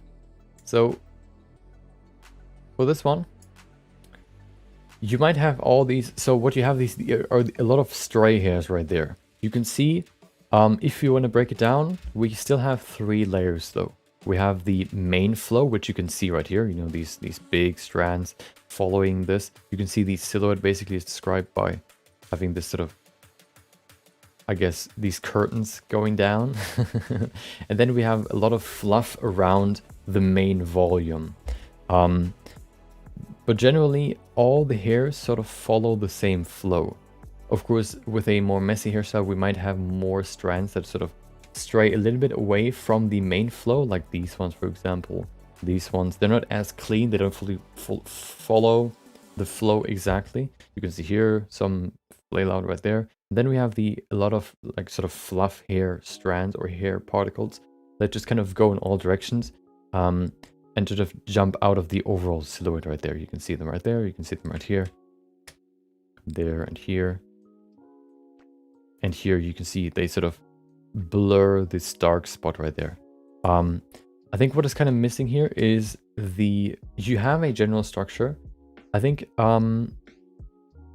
if you focus on the main flow first and then you add a new layer, which has another sort of a little bit tighter, what is it, like hair strands that still follow the main flow, but sort of kind of break off from it just a little bit, so that it creates a little bit of a structure breakup, I guess, create more structure, a second layer, I guess you could say. It layers the hairstyle more. And then you can add the sort of fluff hair on top. The fluff hair is really only sort of overlaying the overall hairstyle. It's not really inside of it. Right now, this one kind of looks like it's underneath it. It looks very, very messy. I think when you want to make a messy hairstyle, it needs a clean beginning, a clean base, and then you can add new layers that sort of mess up the general structure. This one kind of looks like it begins very messy. You can also see some hair going through the head. Maybe adding some more guide hairs can help there. If you use, for example, what is it called? Interpolated hair, that could be the problem there. Yeah, that's sort of what I see here. Just kind of going and maybe cleaning up the hair a little bit. And I see that you've changed the makeup. You made them, you know, have like nice transition to the eyelids. I think I like that. I think that looks better now. Of course, you know, you have to decide in the end, but I think it looks pretty good yet now. Hold on, there you go. What I actually see, what I haven't noticed or what I haven't said before is, I don't know if you've done it before. It doesn't seem that way though. It looks very waxy. I think by just increasing the subsurface scattering a little bit, maybe 2.1 if you haven't added it yet, but maybe also just increasing it a little bit. I think 0.1 is a good value for skin, for just base skin. If you don't want to optimize it, I guess, with some textures, you can set it to 0.1. Right now it looks very waxy. It doesn't have this sort of soft feeling. The features are very soft, but it sort of has this waxy feeling where it looks like there's no skin penetrating where there's no light penetrating the skin. It always sort of just bounces off, which is why yeah, it looks so waxy. I think that's one thing you can try too. And then for the last one, we're already over time. I think one thing that jumped out to me when I looked at it is so you've changed the stomach a little bit. I think that's good. I think it's a little bit too wide now. You can see it's very defined. It looks kind of like a bodybuilder stomach right now, with like very, very developed abs. Generally speaking, the abs are still quite thin if you look at the overall structure. You can see here. Hold on, I can't see myself. If you look at this, you can see it has like a pyramid shape. I don't know if you can show it to you. See how it's sort of, it's like an oval. It's the widest on the side here, and then it gets thinner. Somewhere here the abs start, but they're definitely not the widest part of the body. You can see there's still a lot of space going from the abs to the side here to the hips and all that. I think making them a little bit thinner can help make it look a little bit more natural. That's sort of the thing that kind of jumped out to me when I looked at this. You could also maybe consider making the forearms a little bit thinner, or maybe just this one, because this one looks very, very thick. Maybe that's just the material though. Okay. Next up, we have who was the next one? Next person, it was Sergio. Okay, this one is actually pretty cool because I can talk a little bit more about how to make a scene more realistic, which I like to do a lot. Let's go ahead and look at this one. Sergio, there it is. So he not only provided us with a render, but also a, I guess, studio look. I think the environment looks pretty cool with the two planets in the background. There are a few things that I want to talk about. The first thing that kind of that I see. Let's look at Discord first. I think yeah, Lego talked or gave you some feedback too. Increase the randomness of the trees. I agree. Restrict where they are placed. I agree. A lot more you can do with lighting. I agree. The scene is like a daylight, but it's way too dim and there isn't really any scattering in the atmosphere. That's also true. Okay, let's talk about creating an environment. I've done some quick sketches a long time ago doing environment modeling, and I learned a few things about lighting an environment. First of all, lighting an outside environment is very, very annoying because you need to cover a lot of space, and I think the best way you can do that is actually with a sunlight. Sunlights are very good because you don't need to increase the intensity too much to create a good lighting scene. You can also use HDMIs, of course, but I like to use a sun because then I can direct the light a little bit better. But yeah, you can also use HDMIs probably, but with sunlights, you can direct the shadows very, very easily. One thing that sort of, I think that the big thing that is missing right now when it comes to the lighting is an atmosphere. Let's look at a mountain landscape. It looks like there's no atmosphere in this image or on this planet. Atmosphere basically means air around the planet, or like air, having air. What air does is it creates depth in the environment, and it also creates a certain yeah, well, that's the main thing, and it also sort of diffuses. And let's just look at a few images so I can show you what I mean. I think this one's the best image to display what I mean. So this one is quite similar to your scene. We have some mountains here. We have the sun right there. We have a sky. And we have a foreground, background, and midground. I mean, background. The difference, though, one of them is, first of all, the lighting. You can see this one.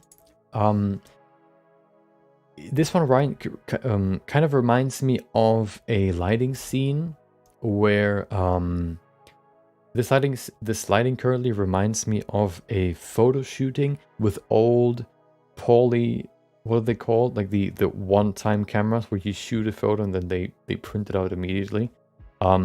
Where the light is always on top of the camera. The problem with that is that it basically removes all the structure on the face. Because if the light is coming from the front, there are no shadows, and of course, shadows create structure in whatever. You know, shadows highlight the depths of whatever structure you're trying to Photoshop. You're trying to, I guess, shoot or take a photo of. What are these cameras called again? I can't remember. Old camera photo.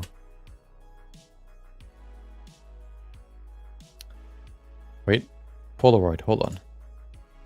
Polaroid image. Maybe this one. Nope, I don't want to see the link. I want to see the image. So with this one, you can see, because the light is right on top of the wait, hold on, I have one on me. Hold on. Do I? No, I don't. Okay, well then. I had one. My aunt bought a Polaroid, like a new version, and made some photos. I don't have that image though, right now on me. What you can see is the light is right on top of the camera. The problem with that is that there are very, very few shadows still in the on the subject itself. Imagine this being lit from up top. You would have a shadow underneath the nose, maybe even here underneath the eyebrows, underneath the cheeks, underneath the chin or the jaw, I guess you could say, which would create way more depth in the face. But because the light is coming from where you're shooting, it removes all these details, or it lessens them. That's sort of what I see here. It looks very much like there aren't really that many shadows. Oh no, we're losing bitrate. Okay, there you go. You can really see, you can of course see the structure here. I think those are textures that you've used here to create a more, I guess, a more detailed mountain, for example. But the shadows themselves, you can't really see that many of them because they're they come basically from behind the camera, or maybe a little bit from the right. You can see some shadows, but they sort of come from the right side of the image. Maybe to light up these planets, or maybe, you know, just to, because you wanted to light the mountains that way. If we compare that to the landscape scene, the light is coming from the front. What that creates is, it first of all creates a nice sun ray, or we can see the sun in the image, which creates this nice like reflection right here, or these what is it called again? Sun. I can't remember what it's called, but it creates this nice shine right there. You can see this mountain in the front is dark. It's basically, it has a shadow, but then you can see this very, very bright spot right here. This mountain is actually highlighted. Then this mountain is dark, but then you have like a small slither of sunlight coming through here. So you have a nice contrast between dark and bright, and you can actually see the structure of the mountains very well. If this one was also bright, you can't really see, well, this one's actually higher than this one, or this one is actually higher than, it's not just flat, it's actually higher. Lens flare, there you go. Yeah. The structure is just way more pronounced here. So one thing you could try is just kind of move the light. If you say, well, I want to light the planets though, you could always just, the thing is, you don't necessarily need to add just one light source. First of all, you're in space, so you could have multiple suns. Second of all, there's a really, really cool inspiration that I want to show you that this image reminds me of. Going back to Destiny. Destiny 2 Europa Skybox. Destiny, of course, the game is always playing in space, which means you have a lot of planets in the background. So this one is the one that I mean. With this one, you can still see the planet, but you cannot see, it's basically entrenched in shadow. There's no real definition here. The only thing you can see is the sun that is creating an outline around the planet, and the sun is behind it, creating a lens flare and creating like this huge light in the sky, and then creating these very sharp shadows here for these characters, for example. Or here you can see the outline of the mountains very well. You can see the same here. The moon is behind this sphere. The sphere is also being lit from below. So if you want to show this side, for example, compared to this one, you can't really see the other planet. But if you want to show this, you can also still create a light from this side, coming from somewhere. It could be the atmosphere just reflecting light from a different side, for example, or it could just be, well, yeah, it could just be another sort of, you know, another sun, for example, or, you know, light coming from whatever.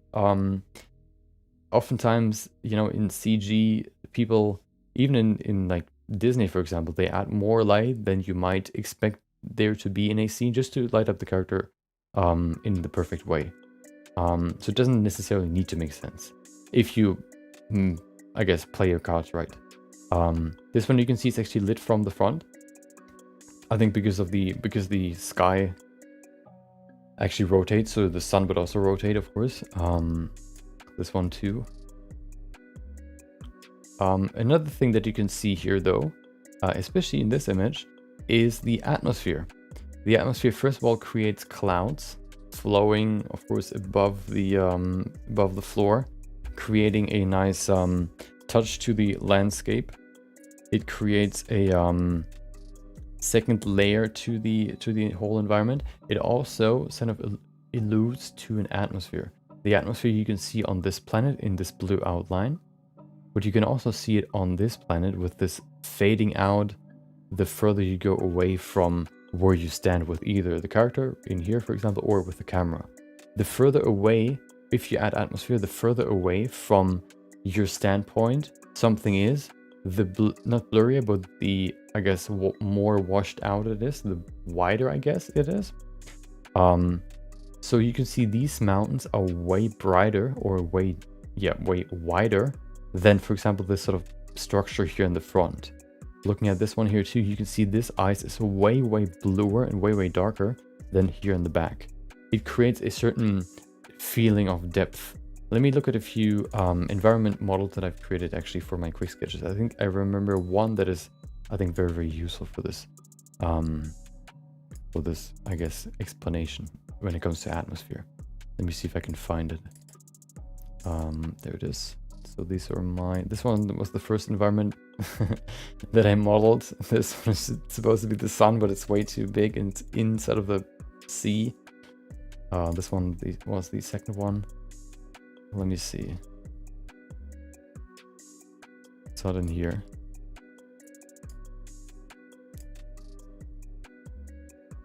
It must be somewhere in here, right?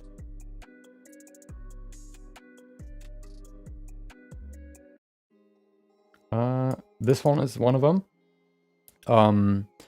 You can see I've put the light behind the this mountain, so I can create a silhouette, a clear silhouette around the mountain, because this is sort of the main subject that I wanted to show. One thing that I learned, I watched a few videos about environment modeling. If it's just a stand, if it's just like an image rather than a game, one thing a lot of people like to do is they like to put lights behind the subject they want to light. Maybe that could be a thing that you could think about, putting a sort of focus into this scene, putting like a certain focus point into the scene.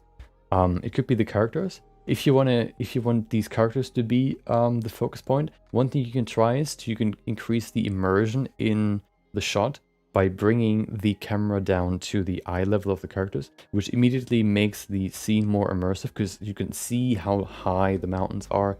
You can see the land from their perspective, basically immersing yourself into the scene.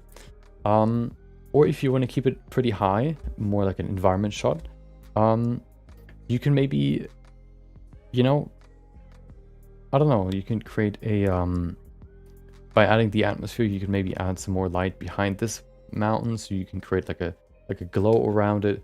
Or what you can also do is you can then shift the lighting behind this planet, so you can see the clear outline of this planet. You can maybe even just add a new, sun, a second sun that you can put behind this planet to create a nice outline, not only for this planet but also for this one. And then this would illuminate the outline of this mountain to create very sharp shadows coming to the front, maybe even eclipse or making these people darker. So this is what you can do with the lighting. The easiest way, in my opinion, you can add an atmosphere to the scene would either be through a depth. What is it called again? There's an atmosphere setting in the render setting somewhere where you can define a certain depth. I can't remember where it is though.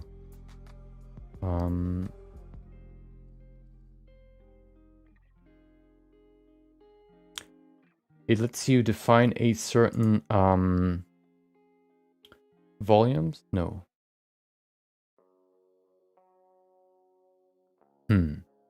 It lets you define a certain distance where the fog should begin and where the fog should reach its maximum. And then it doesn't necessarily add it to the scene, but you can add it in compositing. Or what you can do is you can add a box, just a normal cube, and you can add a material to it, which includes a principal volume shader. You need to put that into the volume socket. Not depth of field, it's something else. It's somewhere in here. I think it's called like mist or something. Mist setting. What you then need to do is you need to set this to... No, actually this is all you need to do. And there you go, now we have some fog. You can then decrease the density to whatever you want, maybe 2.1 to make it less dense. And this way you can create an atmosphere, add an atmosphere to the scene. So if let me find the image that I thought of real quick. And then here, that's also what fog does. It creates these light rays. I think that's something that's sort of missing right now too. Light rays going over the mountain.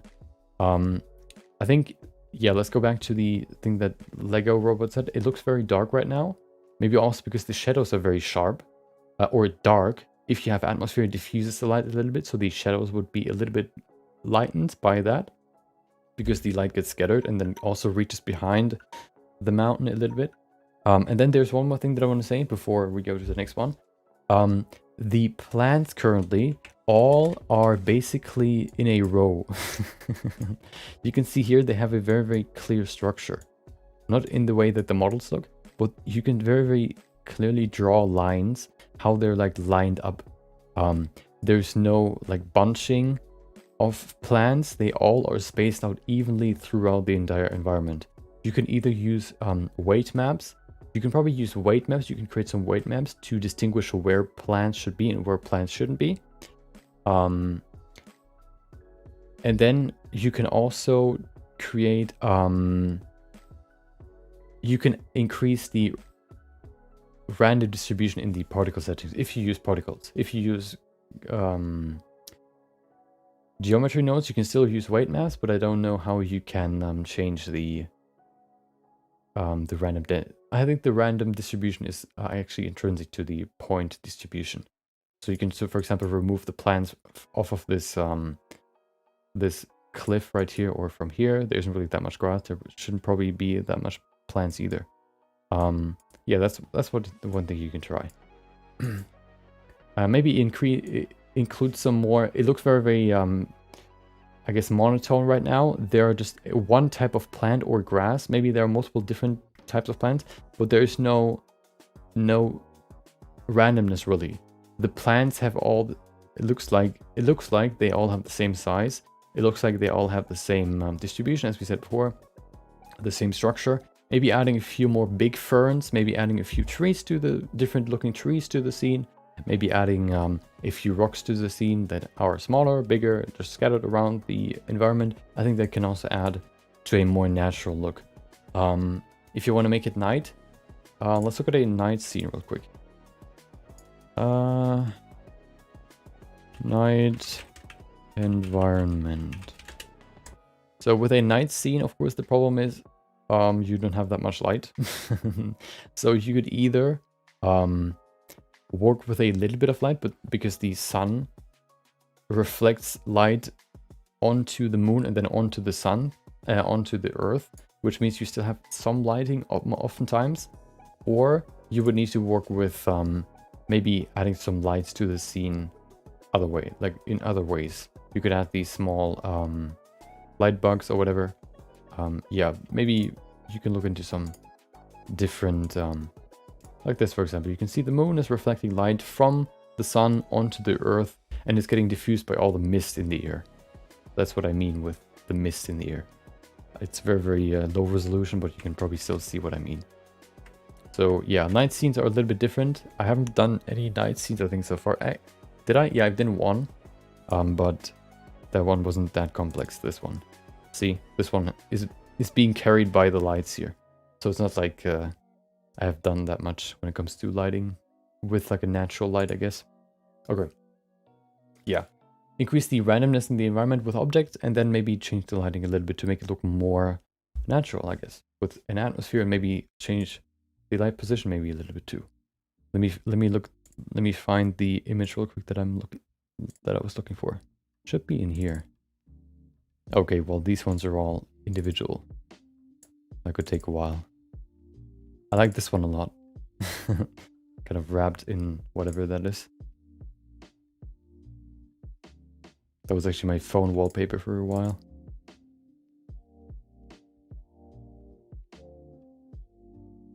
Yeah, I don't know if I can find it now.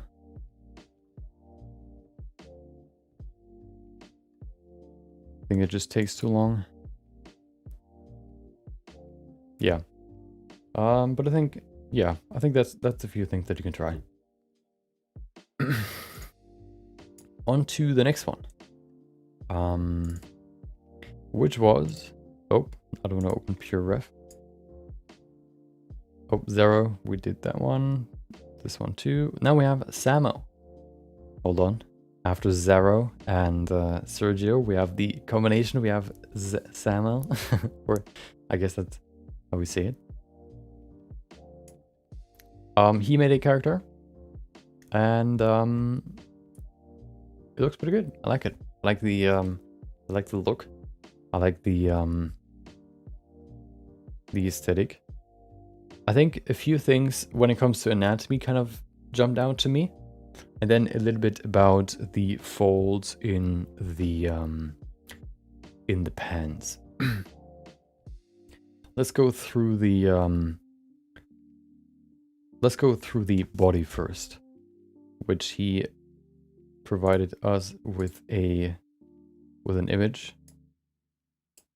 He might be naked, but he doesn't have genitals, so we're good, hopefully, I guess. He does have a butt though. So I don't know. Let's just look at it. Okay. Actually, we don't really need the lower body necessarily. I actually want to look at the upper body. This one should work. Yeah. Okay. For this one, we can use our good old friend, Roberto. There it is. Okay. So, the first one, the first thing, let's talk about a few anatomy things that jumped out to me. First of all, if you want to give a character big arms, and you look at the reference right here. Hold on. I made the white hair guy. Thank you for looking at it. Welcome, Samarath. Of course, if you posted in-person feedback, we're gonna look at it. Thank you for posting it. If you look at it, you can see. Oh, look at this nice. Look at this nice edge light right there. You can see. The light, I mean, not the light, the, looking at the structure, the arms, the big arms, at least the big, I guess, biceps, let's not say it biceps, the big upper arms don't come from the biceps. The biceps is actually pretty thin. Let's look at it again. Let's look at it again. Hold on. Oh, hold on, there you go. Look at this, you can see there's a clear slope. This is the widest part right there. But then you can see the biceps is thinner than what is on the other side, the triceps. The triceps is what makes an arm thick. What gives the arm its I guess size. Let's look at a few examples. Oh, sorry. If you look at a bodybuilder. Generally speaking, from what I've heard so far, is that the triceps takes up roughly like a 2/3 of the upper arm, and the biceps is only 1/3. Looking at this one, for example, of course he's flexing right now, but in general, the biceps is pretty small, the triceps is pretty big. Let's look at another image, maybe where somebody's not like doing the biceps flex. Let's see.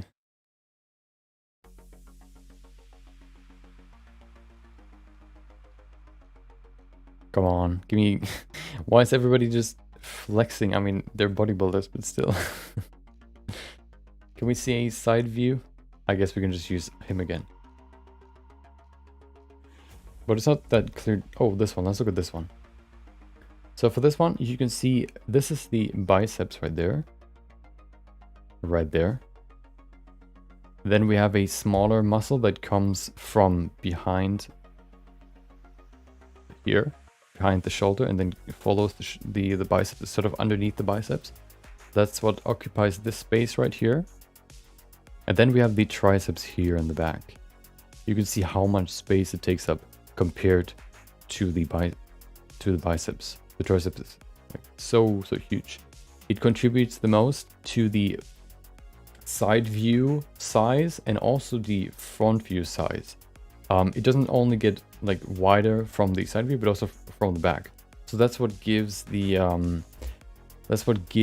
arm its thickness, because the triceps is not made out of one muscle but of two, which are right next to each other.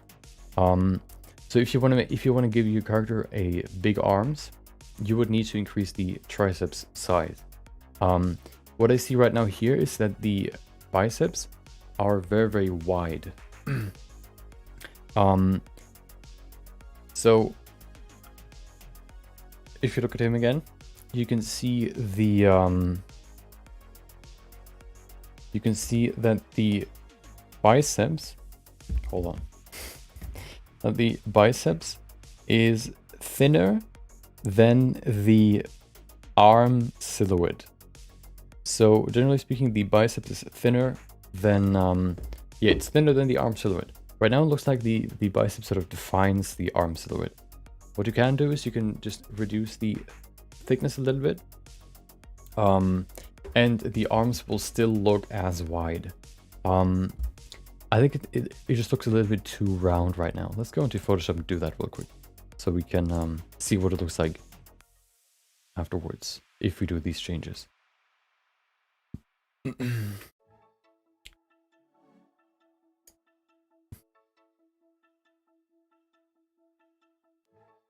It will be harder to move it now because it's sort of part of the silhouette, but still, let's see. So if you want to reduce the size a little bit, we would do it like this. So we just move it down a little bit.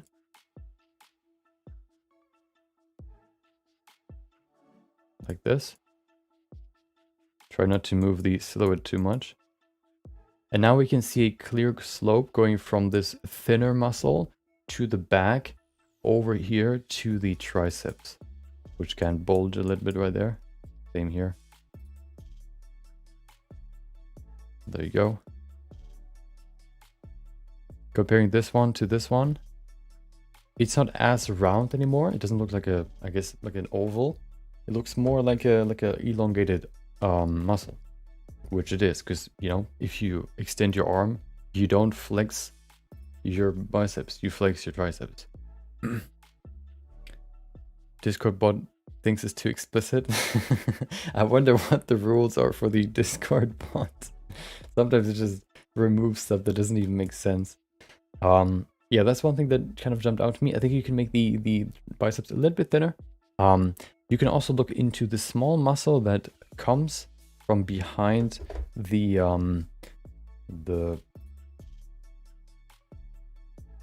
shoulder, that sort of fills up. Wait, I can't see myself. Hold on. That fills up the space between the biceps and the triceps. I think it's not the quadriceps. I think that's in the leg. You can see it right here. There are three. There's the triceps right there. There's the biceps, and then we have a third one, which is right here. It's not really, you can't really see the main part of the muscle because the muscle is sort of underneath the biceps. It also helps with, I think it's for rotation of the arm, if I remember correctly, or it also helps with, I think it's more for a certain rotation of the arm when you, I think if you do this, it helps. If you do this, then it helps. Yeah. So you can look into that to kind of understand the structure a little bit better, maybe. And why it's sort of sloped to the back, to the triceps. The overall structure of the muscles, I think I like though. The arm right here looks pretty good. Maybe this one can be a little bit more in the middle right here. If you look at the reference again, if you look at Roberto, you can see that these muscles, but basically the arm sort of splits here in the middle. You can see how we have one big muscle here going to one side, right here, and then we have one that goes to the other side, and then we have a nice split here in the middle, where the they split right here, and then the biceps goes in between them to the bone to connect to the bone.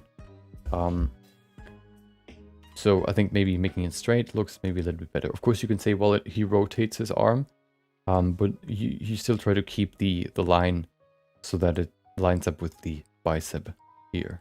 So more straight like this. There's one more thing that jumped out to me, which was in the back, which was the trap muscle. So basically this neck muscle.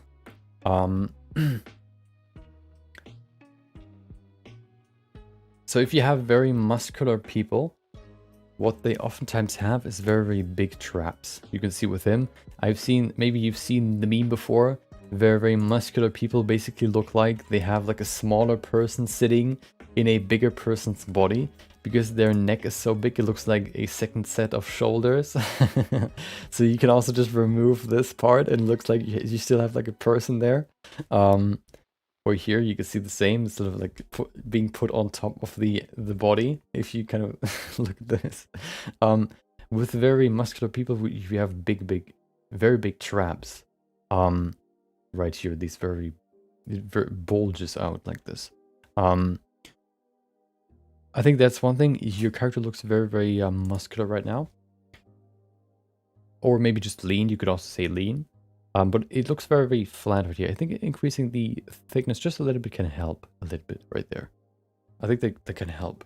You can see it for Roberto again.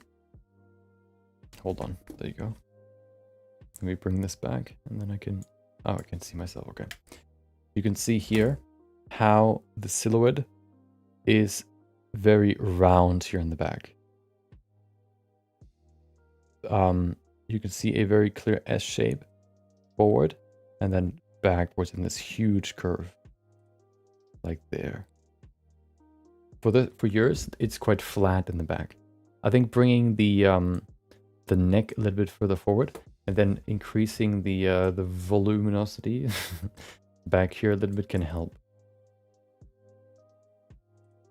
Giving these muscles some more volume, like this. There you go, to make the S shape a little bit clearer. And then there's one more thing that kind of jumped out to me, which were the trap, looking at it from the back, and also the shoulders. Let's look at him from the back. You can see for him right here, I think the legs look good, so I don't have that much to say about the legs. I think the legs look good, the feet too. The back muscle, the traps, you can see here, have a very clear either cross shape or T shape. You can see here it goes to the side. This is the T version, and then you have the line going down. And then we have this very clear V right here. You have a V in your version too, but the V is very, very thin. What sort of occupies that space is these smaller muscles, which you can see right here. These muscles, that's what occupies the space. Why is this one different to yours? The difference is that the shoulders don't occupy as much space in this model. So you can see right here, they look very, very, very big, even from the back. Generally, looking at the model right here, you can see it's sort of sloped forward. Most of the space of the shoulders is in the front, most of the shoulder, because it, yeah, kind of attaches further in the front. You can see like a flow going forward. If you follow the muscle structure, the muscle fibers, I guess. So there's not that much space being occupied by the shoulder muscle in the thick. Yeah, the shoulders look a little bit big. So what you can try is just kind of move these muscles, the shoulder muscles, a little bit further up to give everything a little bit more room, which then means you can move these muscles further to the side here, which then now have more room here, which also means that the trapezius has more room to breathe, I guess you could say. This way, you have everything a little bit better distributed. This space here is very weird, going from the triceps to the arm. I mean, to the core or the chest. This space is kind of weird, but yeah, the shoulders don't take up that much space in the back. So moving all this out a little bit more can help. There you go. There's one more thing that jumped out to me when it comes to the arms. The arms are very, very deep, actually. if you look at your arm, it can very easily look like, if you look like this, if you do it like this, or if you model your arm, you just want to attach it to the body. But if you look at the armpit is actually very, very deep. Right now it kind of looks like the arm attaches a little bit too low to the body. It looks like they attach, if you look at my outline of the cursor, at the top of the outline right there, it attaches to the body right there. It actually attaches higher. So you would probably have to move this higher, somewhere over there. It looks kind of weird right now. But I think the armpit is a little bit too low right now. You can see right here. The armpit is actually sort of being enveloped by the chest muscle that connects to the upper arm and also the shoulder. So it's somewhere beneath here, somewhere in this realm. Somewhere is where the arm connects to the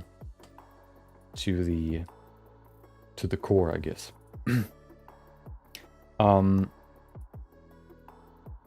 There aren't really any muscles that go from here.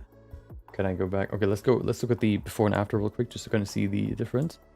So here you can see the biceps looks different. Here you can see the back looks a little bit different. Maybe that's a little bit too much development. But then you can see the back right there. These are sort of the changes that we've made here.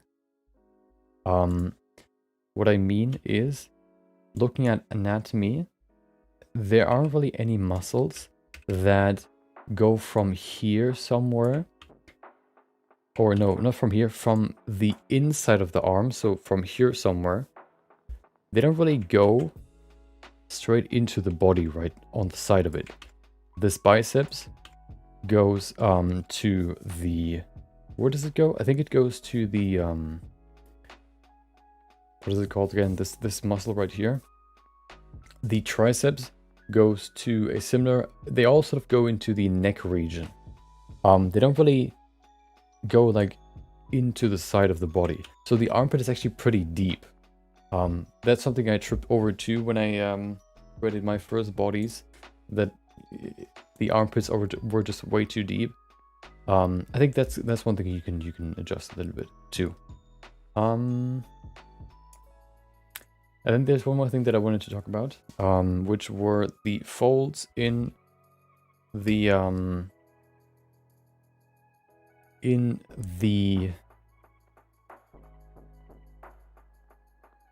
legs, not the legs, the pants. The folds sort of lack a little bit of depth. I think these ones look pretty good, but these ones up here lack a little bit of depth. Let's look at some baggy pants real quick. Generally speaking, you have very oh, hello. Generally speaking, you have very what could you say, like, you have very shallow folds if there's something that keeps the volume. Let's go in this real quick. I can show you what I mean. If we grab a good old cylinder, we had some subdivisions here. Remove these. Okay. Okay. Can I apply this? There you go. So if we go to the cloth thingy right here, you can see if I create a quick cloth simulation.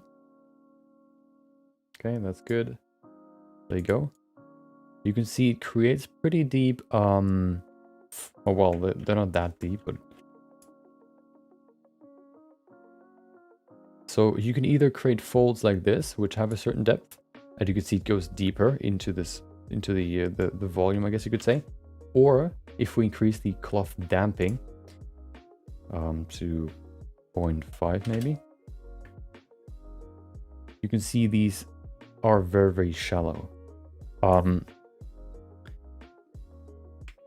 The difference between deep folds and shallow folds is basically that there must be something that keeps the folds from being more, I guess, deeper. The cloth sort of, you know, when it's hanging in midair, always kind of moves around.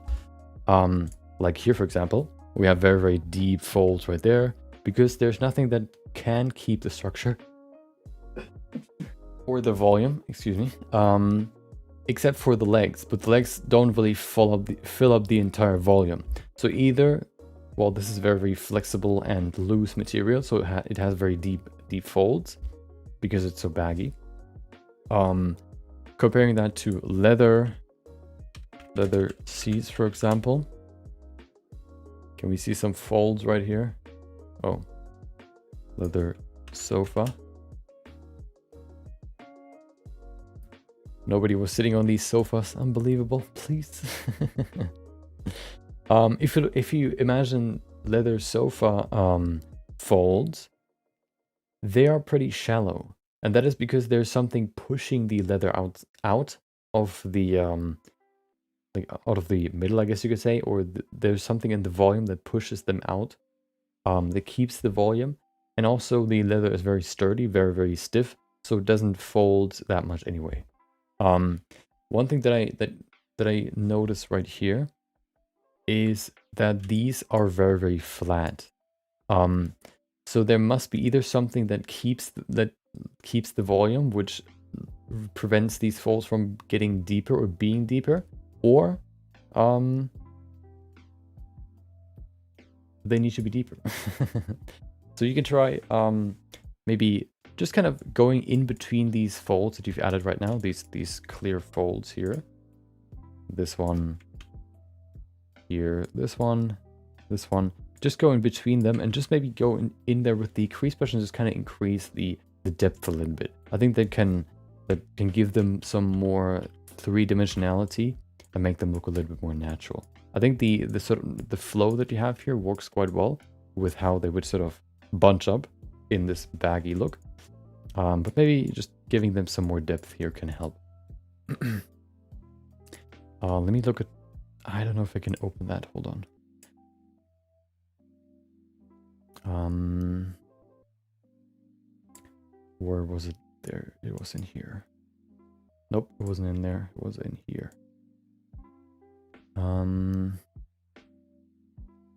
Can I open this? I don't think so. Well, yeah, that would be my feedback. So the anatomy things here, shoulders a little bit smaller in the back, giving it more room to everything else that you can then make wider. You can see here the biceps just a little bit thinner. The normally sculpting brushes, should I have been using the cloth brush? The cloth brush I think is very useful for stuff like okay, there's one thing that I think is very useful when you want to use the brush for clothing, and that is if you use the pose brush, set it to cloth simulation, and then you switch it to scale and translate. There's one function where you can use this, and that is when you want to create pull-up sleeves, when you want to create sleeves that have been like pulled up. If we enable lock rotation when scaling, we can now, well, that's horrible. Let's create a quick face set here. There you go. Okay, well, that's bad.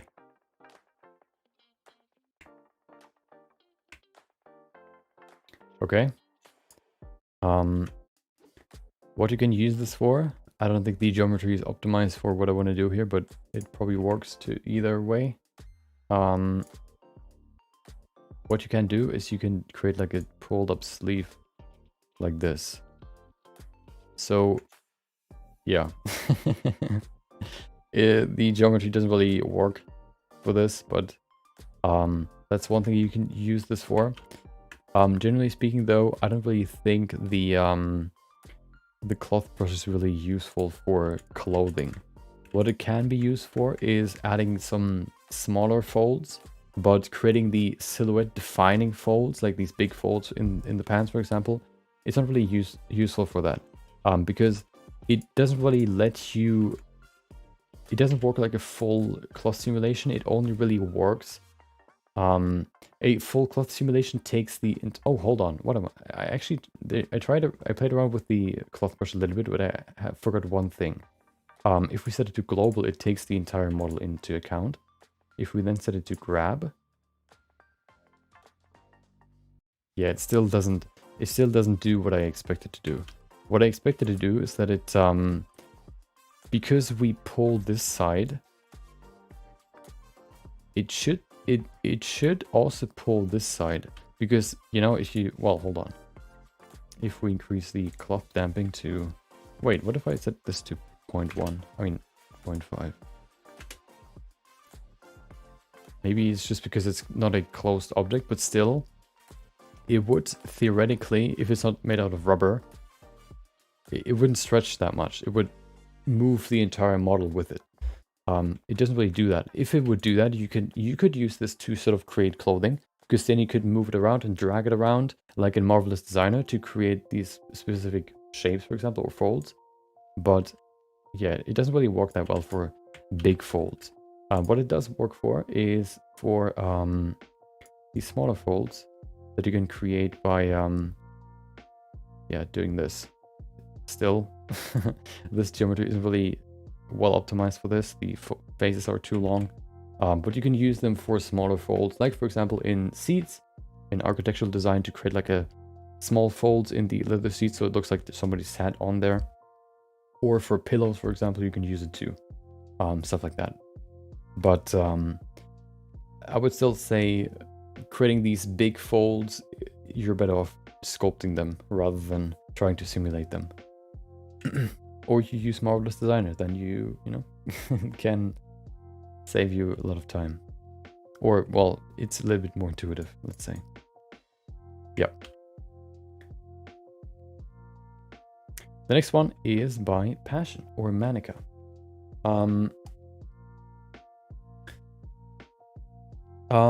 She wanted to make, she made an attempt at a stylized face.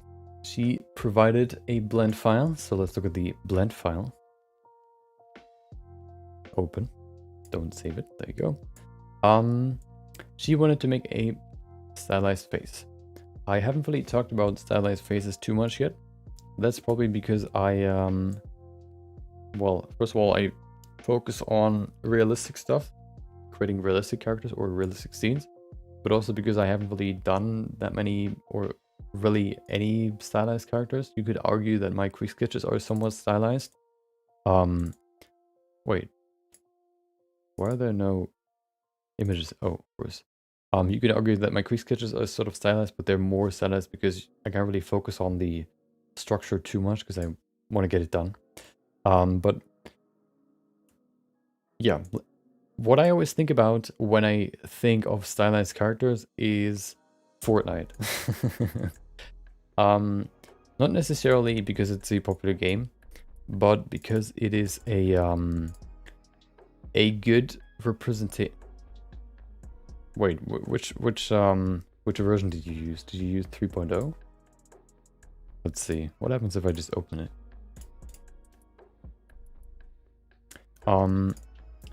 Fortnite adds a lot of characters, and sometimes they try to capture a likeness, which means they need to capture something that is real, that exists in real life, and still capture the likeness, make it look like the person or the character, while also stylizing it and bringing it into the Fortnite style. So it's a good example of how you can stylize while still keeping the natural, I guess, while still making it look realistic or good. Good is sort of subjective, but more, I guess, realistic. Let's see. How can we open this? Oh, there you go. Okay. Wait, what? Okay, let me see if 3.0 works. Blender. Can I see it in here? No. Well. Wait. There it is. Let's see if that works.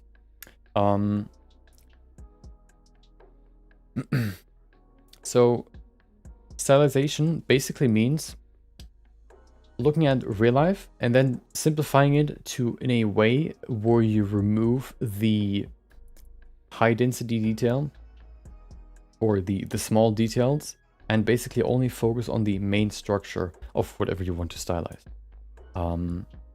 Let's see if that works now. Thank you so much. You're welcome. My pleasure. Hope you you can, you know, work with these tips. Or these yeah, tips. There you go. Oh, with a reference. There it is. Where's the reference? I saw it. Oh, we can't see the reference. Okay. Let me sit down real quick and then we can begin.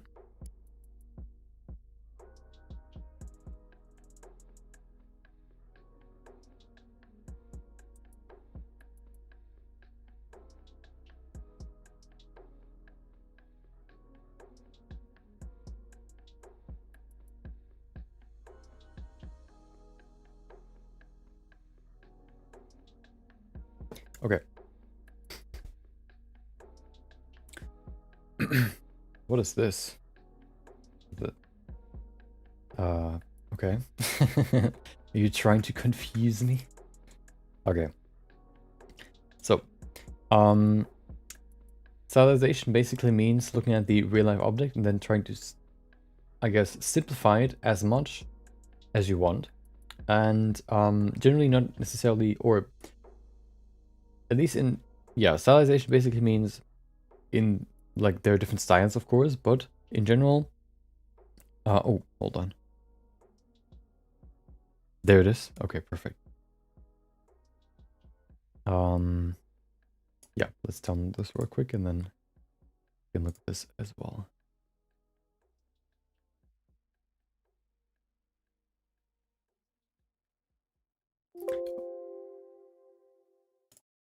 Please rename your files. No, I can do it too. Okay. So stylization means looking at the real structure and then trying to simplifying it, and not only simplifying it most of the time, but also accentuating a certain part of the image. I would say caricatures are also stylizations. So one thing that I always there's one thing why I don't like creating anime style characters. And that is because oftentimes anime style characters don't care about real anatomy. I guess the prime example would be, I don't know, there you go. Prime example would be the nose. They oftentimes just create like a small dot or like a small, like a line. Hold on. Let me see if I can find something less. Yeah, okay, let's get this one. It sort of removes a lot of structure of the face. You can see lips. You can only see, well, there are lips probably, but they're like just shown by a line. You can only see the nose by like this small dot in the middle and then like a small highlight on the side. The eyes, of course, are way bigger, which isn't necessarily a problem. Maybe you can argue the eyeballs wouldn't really fit in the skull, but, well, there's no real shadow in the face, so it looks very flat. And that's why I don't really like creating anime style characters and why I haven't done it yet. Not to say that I wouldn't do it either. Anyway, that I wouldn't do it ever. Maybe at some time we'll create one, but that's why, for example, stylizing an anime character isn't really, well, they're very stylized anyway, so you can't really stylize them anymore, because then you would, I don't know if you can stylize an anime character really, maybe the hair. This one isn't necessarily an anime style character though, so we have some more structure in the face. You can actually see an actual nose, you can see the eyes, you can see the eyebrows. There is some shadow in the face, so we actually have a little bit of depth in the face. So it's not too bad, I guess. We can work with this. But it's still sort of stylized, of course. Let's look at a few Fortnite examples real quick. Fortnite new skin. There you go. Naruto. Oh. So there you go. Wait, let's look at the Fortnite ninja skin. So he exists in real life, as you know, and if you look at him, You can probably see him in this face. Or his face, you can probably see is they captured the likeness. Why is that? They looked at, first of all, they captured, or basically to capture a likeness, you need to basically capture the proportions of somebody. So how long is the nose? How wide are the eyes apart? How big are the eyes? How big are the eyebrows? How high are they compared, or how high above the eyes are they? How wide is the nose? And so many different proportions that you need to keep in mind. And if you capture them right, you can capture the likeness of somebody. But there's more than just the proportions in somebody's face. And that's what you can simplify. For example, you can see the structure of the face is a little bit softer. It's a little bit more in the Fortnite style. The Fortnite style I like to describe always as there are smooth surfaces contrasted by sharp edges. Looking at the folds in the clothing, for example, we have a very, very smooth surface here, and then there's a fold right here, very, very sharp. We have a very, very smooth surface here, but then we have a fold right there, very, very sharp. We have the fingers, which are basically cubes, them or trapezius. We have very, very sharp edges even in these fingers. You can also see the same in the face. We can't really see the face that well here. Let's look at another one. Fortnite, not Cammy. What's the other one? Chun-Li. Chun-Li, I think. There it is.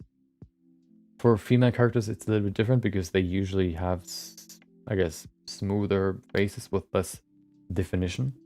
But especially if you look at, oh, this one. We can see, oh, please, let me just zoom in. With these Fortnite style, for example, we have sharp corners in the face to define structures of the face. Like, for example, the chin right here. The chin has a very clear line right there, a very clear line right there, very clear line on the lips. And between these, we have very, very smooth surfaces. We have a clear line right there. The jaw is very clearly defined. We have a clear line going from the nose down to the mouth. The nose bridge is oftentimes very defined. You can see that in Chun-Li too. Maybe this one is quite low res. Let's see if we can find a better one. It's all pretty low res. Yeah, oftentimes the nose bridge is very defined, pretty flat in the middle. And then it's it has these very clearly defined edges. Yeah, I think we can find a good version to see it, but this should work. Then we can see the eyes are also quite simple for her. For example, we can only have these black bars as eyelids, for example, or eyelashes. So there's a lot of things that still they include the general structure of the face, but they simplified and create their own style by, for example, creating this mix between sharp edges and smooth surfaces. If you would smooth out everything, it would kind of look weird because you don't have any structure anymore. It would look like this dude. We still have structure. It is just a certain code, I guess, that they always apply to every character that they create. So if you want to simplify, for example, this one, what you would look at is the defining features of the character. So big eyes, small nose, small mouth, you could say. Lips, maybe you could say arguably, maybe I guess normal to big, you could say. Slender, I guess, neck. Proportions, you could say the head is pretty big or the eyes are pretty low on the head. You could also argue that she's tilting her head down a little bit, which makes her forehead look bigger. Then, of course, the main feature of the face would be the hair, for example, or the hair color. Thin eyebrows. And that's what you try to cover, or that's what you try to create in your character. And then you can kind of, I guess, simplify, or what is it called again? You can stylize the rest. So if you look at the character right here, of course, we don't have any hair, but we don't really need hair necessarily to kind of represent the character. Let's go back to sculpting. Oh, we're already in sculpting, okay. So we talked about how they not only stylize by capturing the likeness and then sort of changing a few things. What they also often like to do is they like to bring the likeness to the extreme. So if somebody, for example, is very known for their big nose, they would make the nose even bigger. What do you know of dwarves in World of Warcraft? They have big noses and big beards, and they're very small. So that's sort of how you can kind of stylize someone while still capturing the likeness. If you know that somebody has big eyes, you would make the eyes even bigger to still capture the likeness of somebody. Or it could also be that the style of your stylization would be that they have big eyes. For example, for chibi characters, you still see, well, that is Link, but it's a chibi Link because you can see the hair, you can see the you can see they have big eyes, you can see they have a big head compared to the body. So what we can do here to kind of get it closer to her. One thing that kind of stands out to me is that the gap here between the nose is a little bit too thin. I think that's just a general anatomy thing. Just make it a little bit thicker. You can also see that for the nose we have a very specific nose shape. I would say it looks like a cat nose. Let's look at a cat nose real quick. Cat nose. I'm probably not going to get to a lot of changing when it comes to the model this time. I'm sorry, but more theory, I guess. There you go. It kind of looks like this. We have this diamond shape. So we have the bottom part here, and then it goes up and then to the side. Looking at this, we have the bottom part right here, and then it goes up and then to the side. This one, I think, can be a little bit higher. And of course, the nose can probably be a little bit more defined too. So we can define the nose a little bit more, like this.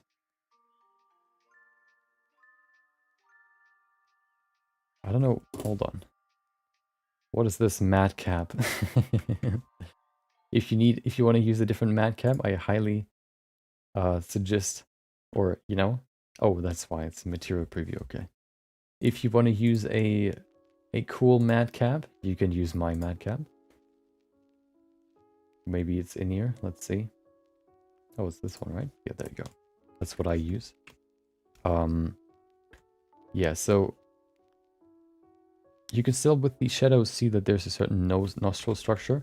We can pull the nostril a little bit higher to create this nose shape a little bit more. You can also see the nose is very thin. You could maybe even highlight that, or you can accentuate that for the stylization by making the nose very, very thin. Well, that's maybe too much. And then the eyes are very big. If the nose is very small, you can see the eyes, the corner of the eye is still pretty close to the nose corner. So we can probably make the eyes even bigger. You can also see that the lower eye lid is quite high. So she does something like this, kind of raising her lower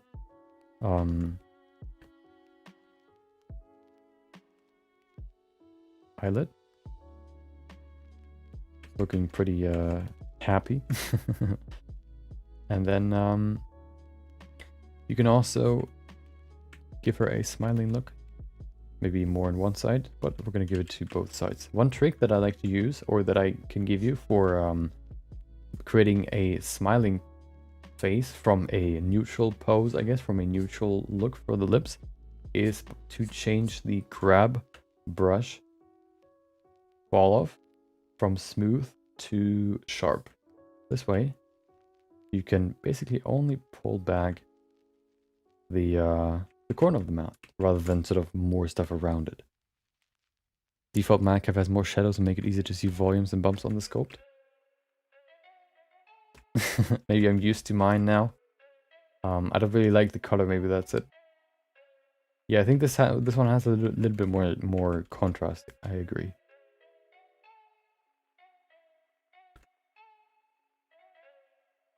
So we can give her a little smile right there.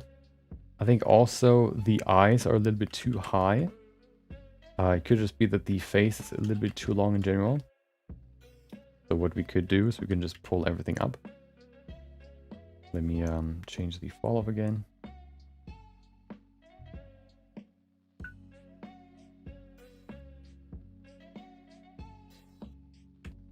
There you go, that looks way better already. Look at this. In my opinion, of course. There you go. Lips are also quite thin when it comes to the width.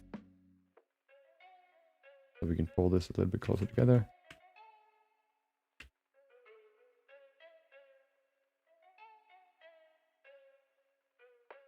And then this corner of the mouth, this corner of the eye always connects to the eyeball. So if you have this big gap here, we need to push it further back. Okay. Can you give me advice to make 3D art my living? I guess. Get as good as you need to provide value to somebody else, and then I guess offer your services as a freelancer. That would be my guess how you can do it the fastest, I guess. And then we can also see some bigger cheeks, I guess. Maybe that's just on one side because he's sort of smiling more on one side, but if we want to respect that in the silhouette, we would probably push the cheekbone a little bit forward. Oh. There you go. This heart shape, basically. Get good. And then maybe even moving the... Wait, is that part of the scope? Where's that from? Why can I select... Oh, I remember. For some reason, Blender 3.0 changed the hotkey to change between models for some reason. With 2.93, you can just press D to switch to a different model to sculpt on that, but it doesn't work anymore for some reason.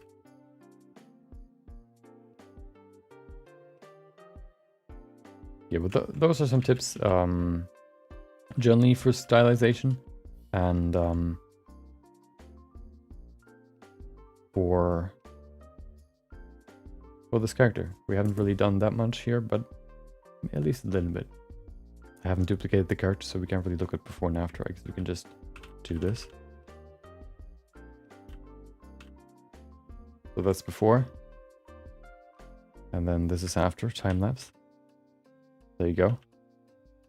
Haven't done too much, but we've captured the proportions of it, I think, a little bit better by just making the face a little bit, or at least decreasing the distance between the eyes and the nose and moving everything a little bit higher, and changing a few proportions here and there.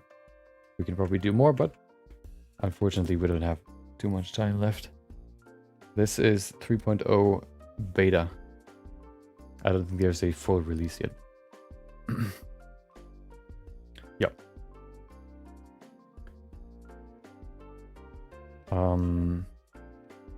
I mean, I can save this. I don't think there... I don't know if you can get that much value out of it, but, you know, why not? Okay. And then we have the last one. The late submission. OBJ file. Well, there's no OBJ file. Where is it? Are you teasing me? Unbelievable. Okay. Then we have this one. We have the last submission. Let's download it real quick. Yeah. Where's my... There it is. It's by OXXO or OXO.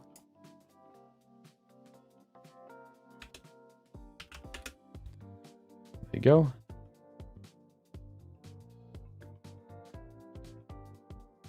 Okay, number one, we have a maid, or a person in a maid outfit, let's say.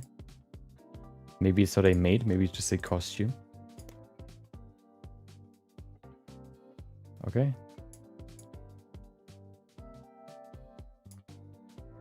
So generally, I guess that you can also say this is stylized, you know, it's minimized to the general shapes. It doesn't have, you know, that much detail.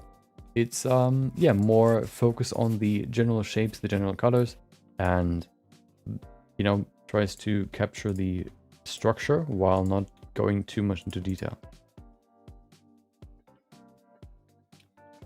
Okay.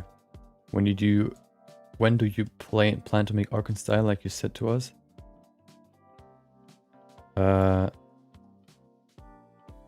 Maybe at some point. Not next week. We'll see. It's just an idea. I need to look into how we could do it effectively, I guess. So it's not set in stone, okay? Don't don't think that we're gonna do that in 2 weeks. It's an idea that might come to fruition. Okay. So he said, oh, I do this for my best friend. She asked me if I can do it. But at this moment she disappeared, so I hope she's not dead. Okay. I mean, good luck, I guess. So yeah. Let's look at the model. So for this one, the best way I can give you feedback is if you tell me what you wanted to create. So for example, hey, did I actually make a is it in here? Oh, there it is. No, this isn't in here. Okay.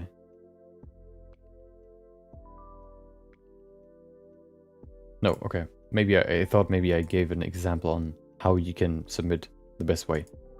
Generally, if you, for example, say what your intention was with this model, like, hey, I wanted to make a stylized character that should look like this, or that, you know, is supposed to have these qualities, for example, then I can, you know, give you more detailed, I guess, feedback. The problem here is, for example, that maybe this is the style that you wanted to go for. Maybe this is the beginning. Maybe you wanted to go into a very, very detailed, you want to get this very, very detailed. Maybe you wanted to, you know, just create a stylized character. So I can't really give you necessarily, I guess, style advice. We could maybe look at the overall execution, maybe. There's one thing that I see right now is that the one thing, it seems like the body is sort of made out of primitive shapes. You can see here we have cylinders for the fingers. We have cylinders, of course, for the arm, which isn't bad, you know, that's how you can begin creating a character. I think the proportions overall looks pretty good. Looking at the head shape and then overall the body, maybe the head is a little bit bigger than the body, but you know, that could just be the style. I think the body proportions look pretty good. They don't look off to me. What I oftentimes look at to see if the body proportions are off, for example, are the arms, whether the arms end at the crotch region or the wrist basically is on crotch height, and then whether or not the legs are as long as the upper body, including the head. That's sort of what I'm going for mostly when I look for proportions. And then of course you have smaller proportions like the leg to, I guess, calf to thigh proportions and all that, but that's not as, that's more specific. I don't think the proportions are, I think the proportions are good. One thing that kind of, that I kind of see right now is that there are sort of knees missing. If you generally look at a person, hold on, I can't see myself. There it is. You can see that we, for the knees, have this sort of thicker region right here. The knees have a certain volume to them, which then you always think like, well, the knees are quite thin. That's where the area, that's the area where the legs are the thinnest. Which might be true if you don't, you know, think about the, what is it, the ankles. But there are some muscles wrapping around the knees. So they have a certain thickness to them, especially if you compare it to the leg right here, the inside of the leg. You can see here how there's like this dip on the side here. How there's this S-curve right there. So it kind of goes, hold on, where's my finger? There it is. It goes out. It goes out, in and out again. Right there. So there's a small bump basically where the knees are.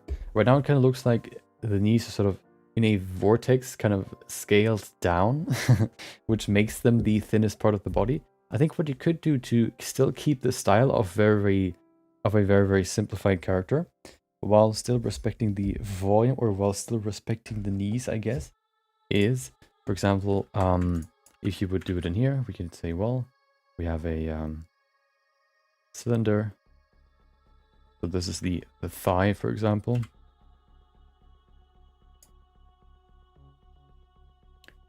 Wait. There you go. This is the thigh. What is this? Did I triangulate? Oh no. Why?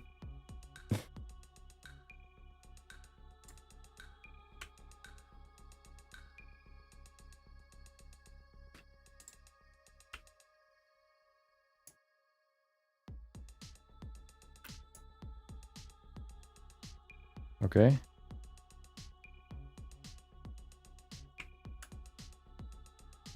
We have sort of this shape where you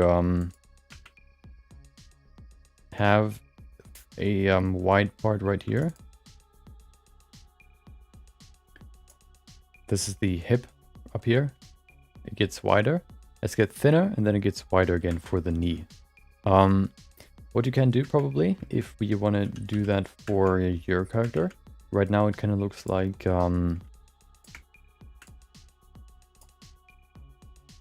let's see. Kind of looks like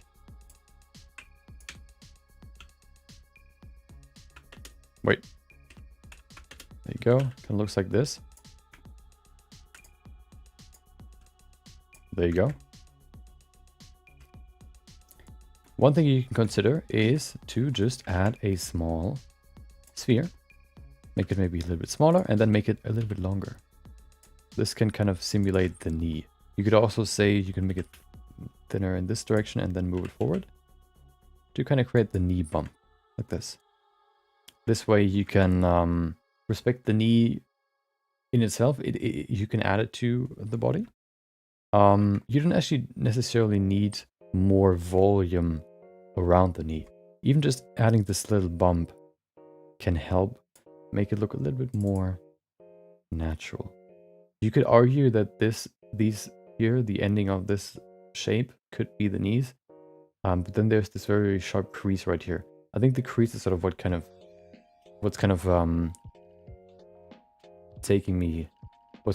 jumping out to me right now. Just maybe adding this small ball can probably help in making this look a little bit more natural.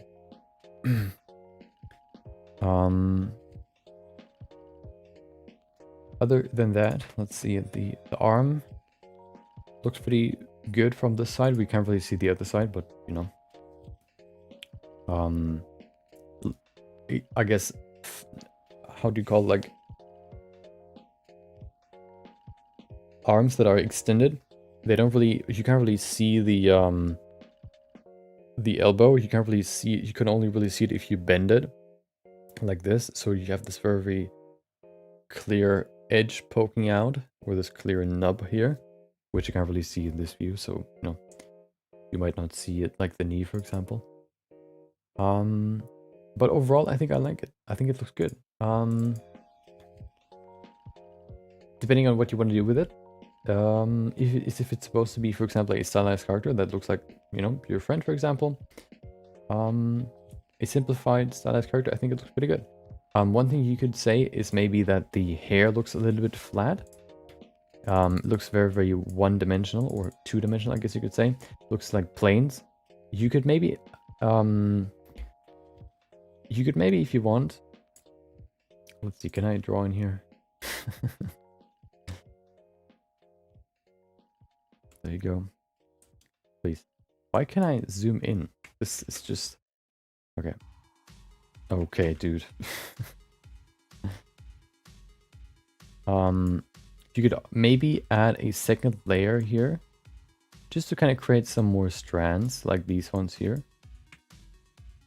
Just a second layer, so that you, for the silhouette, see these strands kind of poking out to make it look a little bit more three-dimensional. I think that could help.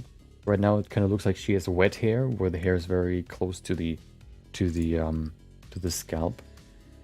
Wet hair, I guess shooting maybe.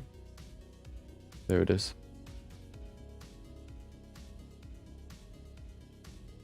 It kind of looks like this, where the hair is very, very close to the head.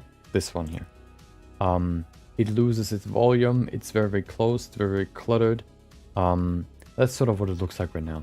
Maybe just adding one more layer of hair strands can help create a little bit more of like a layering effect and give it some more structure and some more detail and also some more three-dimensionality.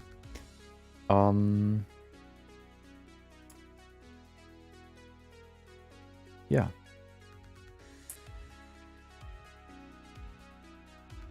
You could maybe think about, of course, if you want, adding a nose and mouth. Maybe adding a small white part behind the irises or these dots to make them look more like eyes, I guess you could say. Create the white part around the irises.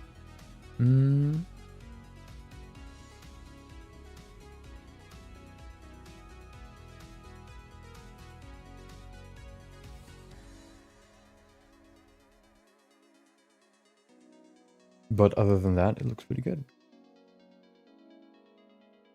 You could maybe say the palm compared to the fingers looks pretty thick. You can see it especially here, how there's like this bump right there. I think this bump rotating your hand isn't really there. You don't have like a... If we look at this... So, hold on. How can we... If we look at this, this would be... No, I need the other hand. Do I? No, I need this one. Hold on. I try to recreate what you can see in the image. So that's the one, right? Like this.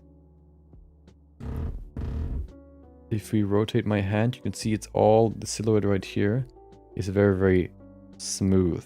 There's no drastic bump. So maybe evening out this bump can help too. See how there's this clear bump right there? I think kind of maybe changing the shape so that it follows the shape of the fingers can maybe help too.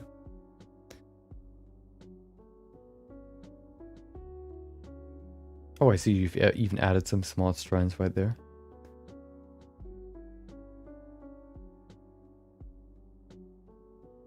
Yeah, I mean, you know, if it's supposed to be, I guess, simplifying character, then I think overall it looks pretty good. If you want to go for sort of like a more simple style, if you want to make this photorealistic, I think you can do a lot to like adding more detail, adding more, I guess, layers of shapes, I guess, or just adding more layers in general to everything. But I think this is more supposed to be like a more simpler character. Yeah.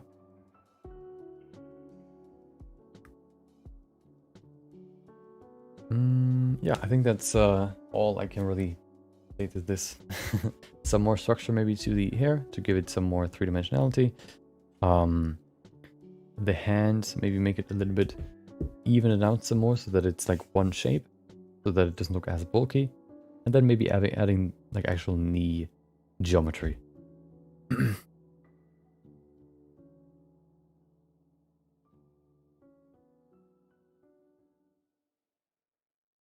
Yep. Oh, you can see it right here. This very, very clear hump right there. This bump right there. Yeah. If this line is indicating the transition from the forearm to the upper arm, this is generally a little bit higher. The bone for the upper arm is as long as the forearm bone. Because it's sort of hidden by the shoulder a little bit, it kind of seems like the upper arm is a little bit shorter than the forearm. So this needs to be a little bit somewhere over here if this is supposed to be the transition from forearm to upper arm. Somewhere over here maybe. Yeah. But other than that, looks pretty good. Yep. And I think that's all of them. Those are all the submissions for for this week. If you want to participate in one of these feedback sessions and you haven't joined the Discord yet, because that's where I grab all these pieces, then join the Discord, !Discord. Maybe now the Discord link is fixed. For some reason, it still displays the wrong link for some reason. I don't know, maybe I need to re-invite the Nightbot to my stream, maybe? I don't know. But yeah, those are all these submissions this week. Thank you for joining, and thank you for participating. Hope this was helpful. And next week we're going to go to a new project, an exciting project, which will hopefully be very fun and very exciting. Did I say that it's going to be exciting? We're gonna create a real life version of the Arcane Jinx. We're gonna reinterpret her and make her look like, or we're gonna, I guess, imagine how she would look like in real life, and then we're gonna square that up against the AI version of what she might look like in real life. So we're gonna compare our version to an AI version. There's an AI that basically creates real life characters or real life people, or it interprets, I guess, characters and then tries to show what they might look like in real life. So we're gonna see which one, looks maybe better, or, kind of just compare how they differ. We're gonna do that next week. We're gonna create a character in one week, in 4 days, I guess. Yeah, that's gonna be next week. So I hope you enjoyed today's stream, though. Thank you for joining. Thank you for listening. Thank you for watching. Thank you for joining, chatting, or just being here. I hope you enjoy the rest of your day. Maybe I'll see you next time, which will be on Monday. Until then, take care.